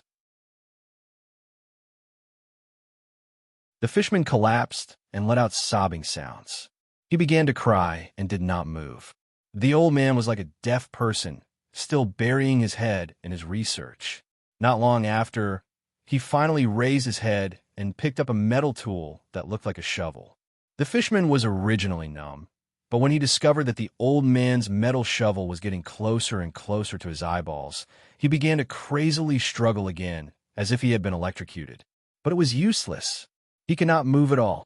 He cried to his God, roaring vaguely, but in the end the intense pain still came. He saw a blood-red color, and then darkness. The intense pain of losing his eyes made him show signs of fainting again. The old man hurriedly took out a medicine and poured it into the fisherman's mouth. The fisherman immediately became spirited again. He was begging for death, but he could not die. He had completely collapsed. Tears of blood continuously flowed from his empty eye sockets. His entire body was paralyzed on the metal table, looking even more like a corpse than a corpse. The old man was Song Su. He studied the structure of the fisherman's eyes and praised. The fisherman's pupils are 10 times more dilated and focused than the human race's. At the bottom of the sea, there is little light, so their pupils are fully dilated to capture every ray of light. On the surface of the sea, their pupils rapidly contract to adapt to the sunlight. If I can research a spell or medicine that can make the fishman lose control of his pupils and naturally expand them to the maximum extent, then we will not kill them. Then, even if we don't kill them, these mermen will be blinded by the bright light. Song Su buried his head and recorded his findings. He was overjoyed. Dissecting the fishmen had allowed him to take a small step closer to completion of his academic thesis. At this moment, he suddenly felt something, and his gaze shifted to the fishman's body. At this moment, the fishman was finally dead. Sang-soo immediately looked at his pocket watch and recorded the time. This way, he had a clear data of the fishman's physical and mental endurance limit. After recording the data, Sang-soo hurriedly used the necromancy spell, Ghost Creation. This kind of spell had a chance of failure. This time, he had failed. Sang-soo did not think much of it. He threw away the fishman's corpse and exchanged it for another sleeping fishman captive. He firmly tied it to the metal table where the blood had yet to dry. Sang-soo began the dissection again. He was very diligent. Under his expressionless face, there was his curiosity towards the unknown and his desire for knowledge. He had the inner spiritual pursuit of a first-rate mage. If it was not for his bloodline restricting him, his achievements would not be stuck at the level of black iron. One by one, the fishmen captives were placed on the metal table and turned into corpses. Some of the corpses were not valuable, so Sang-soo used them to practice his necromancy spells. Sometimes, when the ghost was successfully created, Sang-soo would ask it for some information. Some of the corpses had better souls, so Sang-soo turned them into soul crystals. Some of the fishmen were forcefully extracted by him in an attempt to create memory crystals. When the last fishman captive died, Sang-soo was not satisfied. There are not enough samples, far from enough. There are still some with the captain. Maybe I can discuss it with him? Just as he was concentrating on dissecting the fishmen, somewhere at the bottom of the sea, a red light suddenly appeared. All the fishmen were transformed by the blood core. The young fishman closed his eyes and sensed for a moment, then sighed. There are a lot of brown scale bloodline, but I haven't collected all of them. He could now become a complete blue scale fishman, but this bloodline was only bronze. Brown scale bloodline was black iron, so it was not an ideal target. But the Justice Pirates wiped out a tribe of fishmen and still could not collect all the brown scale bloodline. Although there are a lot of fishmen, the ratio of extraordinaires is very low, far less than that of humans. Among the major races, the dragon race has the highest ratio of extraordinaires. But the total population of the dragon race is far less than that of humans. This may be one of the reasons why humans are the overlords of the world today. The young man had killed a lot of fishmen, but he had not collected all the black iron bloodline. It's not enough, far from enough. The young man shook his head.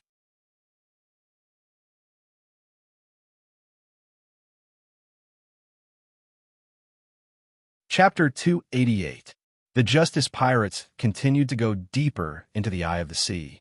The Draconid youth deliberately slowed down the pace of exploration, and along the way, he repeatedly used the natives living in the eye of the sea to train his troops. On the other hand, he also quietly moved alone, diving to the bottom of the sea to find the brown-scaled fishmen. In fact, for him, the most suitable bloodline was still the Steel-Bone Knight bloodline. This bloodline's grade was silver, which was the same as his cultivation. However, the youth rarely encountered such a bloodline after the first time he succeeded. The black iron-level brown-scaled fishman bloodline was so difficult to collect, the Steel-Bone Knight bloodline could be imagined. Let's collect the complete brown, scaled bloodline first. With such a plan, the youth once again dived into the sea. There was a fishman town in the coral. Now, the Justice Pirates were already in the middle of the sea eye. Every time the Draconid youth dived, he would go deeper on this basis. The fishman's figure began to become more common, and large-scale fishman settlements were repeatedly displayed in the youth's eyes. Lurking in the periphery of the town, the youth could sense a lot of bronze and black iron-level auras in the town. Should I storm this place? According to my Draconid form and silver cultivation, it won't be difficult to take down this fishman underwater town. But the youth was worried that if he did this, it would alarm the other fishman settlements. The closer he got to the center of the sea, the closer the fishman town was. If it caused a sensation, it would be terrible. But if he didn't kill more fishmen, when would the youth be able to collect the brown scale bloodline? Just as the youth was hesitating, he found a group of fishmen walking out of the town. There were about 20 fishmen, with ordinary fishmen making up the majority. There were 4 bronze fishmen fighters, 1 black iron-level brown scaled fishman, and 1 bronze-level fishman spellcaster. What attracted the youth's attention the most was not the black iron fishman fighters, but the fishman spellcaster in the middle of the group. The youth had been exploring until now, and this was the first time he saw a spellcaster from the fishman race. He looked carefully and saw that the fishman spellcaster had deep blue scales. He closed his eyes and sat on a chair. The back of the chair was a huge shell, and the front and back of the chair were long poles that extended out. The 2 poles were carried on the shoulders of the 4 fishmen. This Murloc spellcaster was very imposing. He had all 4 limbs, but he did not swim on his own. Instead, he sat on a chair and let the other Murlocs carry him. The black iron brown-scaled fishman swam at the front of the team, in charge of clearing the path. In a merfolk race, the ratio of superhumans is much lower than that of humans. The number of fighters was small, and the number of Murlocs with spellcaster aptitude was even smaller. That's why I have such a status. A bronze-level spellcaster can command a black iron warrior.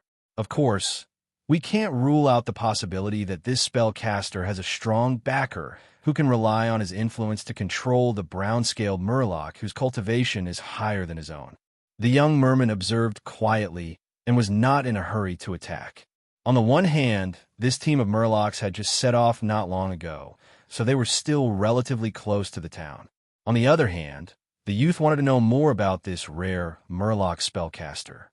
Is he a Murloc mage, a shaman, or a bard? All 3 of them were spellcasters, but there were differences. The youth patiently tailed this team of Murlocs and observed for a long time, but he did not see the Murloc spellcaster make any moves. Even when the youth purposely attracted a group of sharks midway and brought disaster to this team, he did not see the Murloc spellcaster make a move.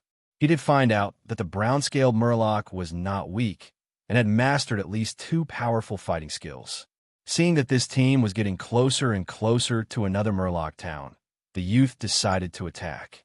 He used the same trick again, blocking the way in front of the team, and pointed at the brown-scaled Murloc to provoke it. The team of Murlocs was in an uproar, and the Murloc spellcaster no longer closed his eyes to rest, slowly opening them. He sized up the blue-scaled Murloc youth and called out a few times, but did not get a response from the youth. The youth did not understand the Murloc language at all.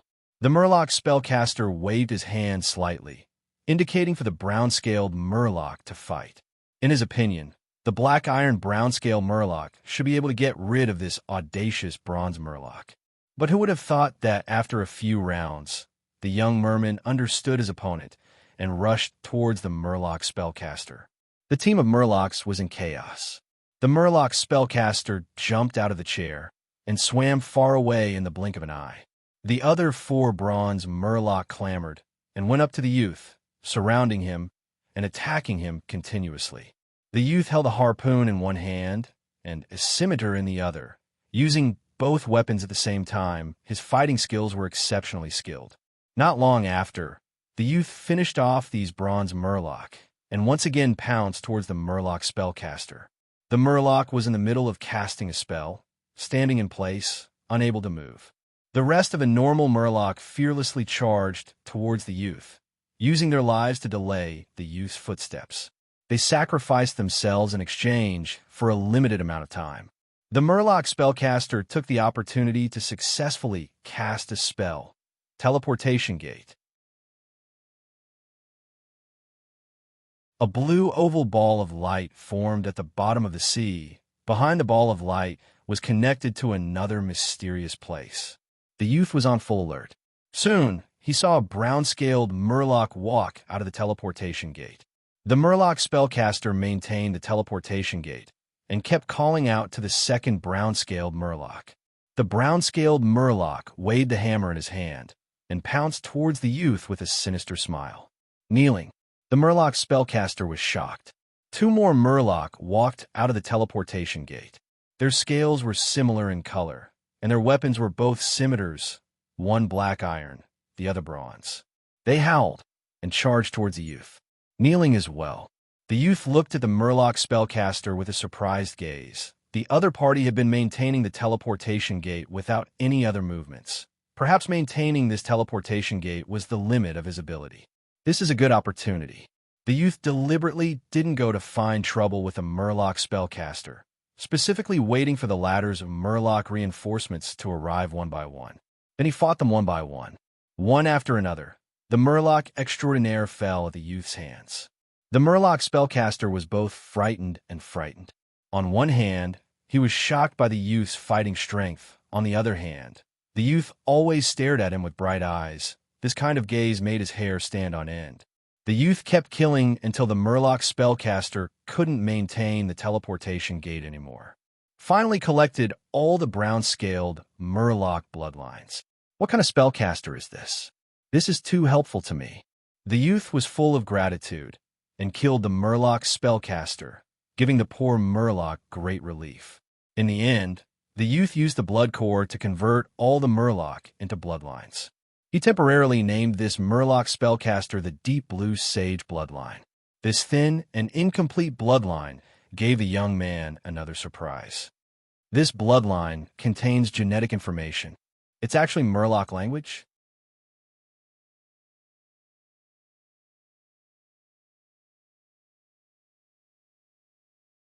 Chapter 289. The Deep Blue Sage bloodline that the young Murloc had just obtained was only at the bronze level, and its grade was not high. Murlocs with this bloodline could not cultivate battle chi at all, and even if they became spellcasters, their lifetime achievement would only be at the bronze level. In most cases, bloodline represented talent and aptitude for cultivation. Some bloodlines were very good at cultivating battle chi, such as the martial ancestor bloodline of the Shengming Empire. Some were good at magic or divine arts, such as the angel bloodline. Some were good at all fields, such as the Flame Dragon King bloodline that the young man had absorbed. A transcendent with such a complete bloodline could easily achieve success in the fields of battle aura and magic. Not only was the Deep Blue Sage bloodline not high grade, it was also very incomplete. If the complete bloodline was 100%, then the current blood core was only 3%. Using this part of the bloodline to mutate, the young Murloc could at most create a few scales. But this did not stop the young man from being pleasantly surprised, because it was this part of the bloodline that gave him the Murloc language. The value of things was determined by their needs. Now that the Deep Blue Sage bloodline satisfied the young man's needs, of course, it was very valuable. If a silver-level weapon was placed in front of the young man, he would rather choose the Murloc language. What he lacked the most was this. Race languages could also be carried and inherited in the race bloodline. The legendary Meng-Yi of the dragon race was a dragon egg that was stolen and then lost. When Meng-Yi hatched, she could only survive alone. Relying on the magic and knowledge brought by the bloodline, Meng-Yi grew strong and experienced hardships. Even if her parents were not by her side, and there were no other dragons to teach her, she could still speak the dragon language fluently. When she was young, she was discovered by a dark dragon underground, and the two could easily communicate in the dragon language. In fact, many dragon magic required chanting in the dragon language. The young man's burning dragon breath was one of them. The young man once again thanked the deep blue Murloc sage in his heart. He used his heart core to mutate. Checking himself, he had completely turned into a brown-scaled Murloc. Compared to the blue-scaled Murloc from before, the brown-scaled Murloc was taller, and the muscles on his arms and legs were more than those of the blue-scaled Murloc. The brown-scaled Murloc's vision was also slightly wider. It was very difficult for a blue-scaled fishman to become a transcendent. Even if they succeeded, they would be stuck at bronze rank for the rest of their lives. It was easier for the brown-scaled Murlocs to break through to the extraordinary level. After becoming bronze, they could go one step further and break through to the dark iron level. Even the brown-scaled fishmen that the young man had encountered were all of black iron rank. This meant that it was relatively easy for this bloodline to evolve from bronze to black iron. Blue-scaled fishmen generally used harpoons, while brown-scaled fishmen used scimitars. On the chest of a young Murloc, there were a few dark blue scales. This meant that he had also used the deep blue Murloc Sage bloodline to mutate. This change allowed him to immediately understand the Murloc language. Very good. With this form, I can blend into the Murloc village. But there's still something to pay attention to. First of all, the brown scale bloodline is only at the black iron level. If the characteristics of my silver battle aura are revealed, then I'll be exposed. Secondly, I lack fighting techniques. If he were to control himself and maintain his disguise, he might not be a match for the brown-scaled fishman. The only thing that could fully utilize the youth's cultivation was the Steel Bone Knight bloodline. But such a Murloc Knight was too rare. The young man was able to collect the complete brown-scale bloodline so quickly because of the deep blue Murloc Sage's blessing and some luck. To collect the complete Steel Bone bloodline in a short period of time, the young man knew that it was almost impossible. The last point, I need time. Sneaking into the settlement of the fishmen was no longer like before. The young man needed a longer time to sneak into the settlement. What kind of reason should I find to tell Zhonggu, Song Su, and the others? The young Murloc began to float up and swim towards the fleet. When he was about to reach the Justice, he found that the Justice pirates were in battle. A large number of fishmen rushed towards the 10 pirate ships on the sea, and their morale was very high. The one commanding them was a giant. This giant had blue skin, a bald head, and a seaweed-like beard spread from his ears to his chin and down to his chest. He stared with a pair of huge eyes, and every roar was like a whistling sea breeze. He was almost naked, and his upper body was covered with a layer of fishing net, with shells tied to the fishing net as armor. The craftsmanship was quite simple. His waist was covered with a yellowed canvas. The most noteworthy thing was the special weapon in his hand, a huge anchor. Sea Giant. The young Murloc watched the battle from the bottom of the sea, and he was both surprised and not surprised. He knew about the existence of the Sea Giant. The deep-sea monster fish provided him with a lot of information every day, but the Sea Giant's territory was not here. He should have taken the initiative to lead the fishmen to attack my fleet. The young man's mind analyzed quickly. The Sea Giant could command the fishmen. In fact, the fishmen liked to rely on the Sea Giant. Just like on the land, the Goblin tribe was often a vassal of the Dragon clan. In the sea, the fishmen were equivalent to the goblins on the land to some extent. Just like before, the deep-sea four-headed snake led a large number of fishmen to confront the Justice pirates. Those fishmen were also the four-headed snake's vassals.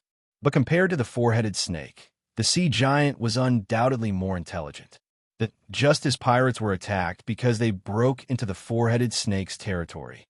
The Sea Giant knew how to take the initiative to attack. Fighting technique, sword edge assault. Zhonggu held the magic blood sword, and after running for a distance on the deck, he jumped into the air and rushed almost straight to the Sea Giant's chest. On the shoulder of the Sea Giant stood a black, iron-level fishman shaman, who released a lightning chain at the half-beast. Zhonggu was electrocuted, his body trembled, and his fighting technique was forced to stop as he fell from the air to the sea. Whoosh! The wind suddenly blew, and the Sea Giant saw the opportunity and waved the anchor in his hand. The huge anchor was swung up with terrifying power and was about to hit Zhonggu. At this moment, the Rat Man used his fighting technique and hit the anchor. The anchor's route changed slightly and brushed past Zhonggu. Zhonggu took the opportunity to wave his two-handed sword and hit the anchor, using the reaction force to retreat to the deck of the Silver Hook. He was at the peak of silver and had the strongest aura in the Justice Pirates. This caused the average enemy to think that he was the leader and concentrate their firepower on him. The Sea Giant's cultivation was at the peak of silver. More importantly, he had a huge body, and the blood of the giant race gave him great strength, endurance, and recovery. In terms of physical fitness, the Sea Giant was above Zhonggu. With the addition of silver fighting chi, the Sea Giant still suppressed the half-beast. Zhonggu and Ratman worked together to fight the Sea Giant to a standstill. There was also a black iron-level fishman shaman on the Sea Giant's shoulder who cast spells from time to take care of the entire battlefield. The chain lightning just now had dissipated the opportunity that Mango had seized with great difficulty. Gold Chin and Sea Snake Woman were not here, and they separated from a youth after the battle with the Gold-Silver brothers. As a mage of the same level, Song Su had been dealing with the Fishman Shaman. However, without using necromancy, Song Su could not use his true strength. He used a magic scroll.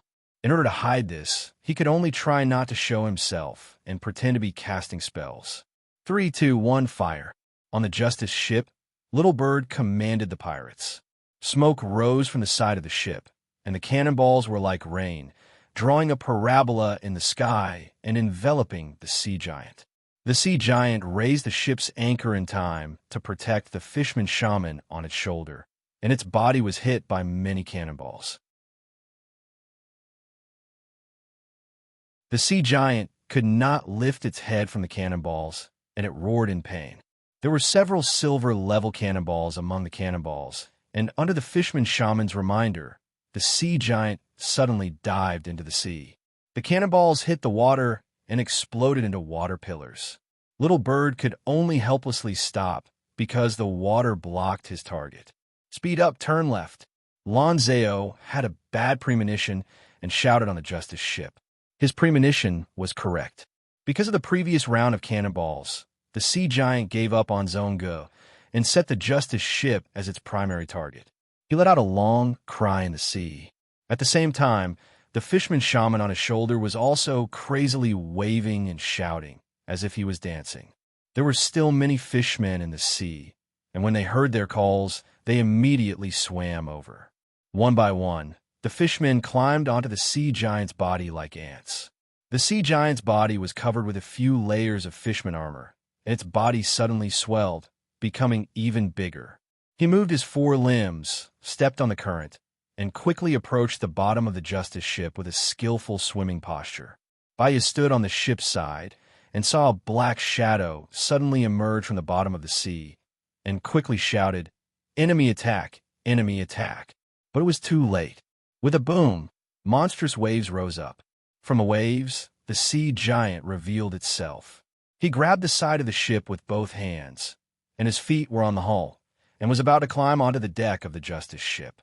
The big guy roared, swung his mace, and smashed it on the sea giant's head that was above the ship's side. The sea giant stretched out its arm and swept the deck in front of it, and the big guy was sent flying, and the mace fell out of his hand. The Fishman Shaman laughed and pointed with his finger, and the fishmen on the sea giant's body jumped onto the deck of the Justice ship like fleas and started fighting with the pirates. Damn it! Covered in dust, and Zone Gu hurriedly supported. At this moment, the Fishman Shaman's body suddenly stopped, and his head fell from his neck. The one who killed him was a brown-scaled fishman beside him. This brown-scaled fishman suddenly burst out with silver battle chi and used his blood-stained machete to stab into the neck of the sea giant. The sea giant? He was stunned by this scene. Only when the brown-scaled fishman pulled out his machete, causing blood to gush out of the wound, did the sea giant react. He was furious, and without caring about the others, he smashed the ship's anchor towards the brown-scaled fishman. The brown-scaled fishman smiled contemptuously and jumped, landing perfectly into the water with a vigorous posture, causing small splashes. The sea giant wanted to chase after him, but Song Su's magic, Zonggu, and covered in dust battle skills all attacked him. Blood splattered from the sea giant's huge body again. This was the crucial turning point of the battle. After a while, the sea giant raised his head and howled. With unwillingness and anger, he died on the battlefield from his heavy injuries. You're tuning in to the Warrior Lore YouTube channel. Don't forget to subscribe and join us on this journey to catch the most captivating stories.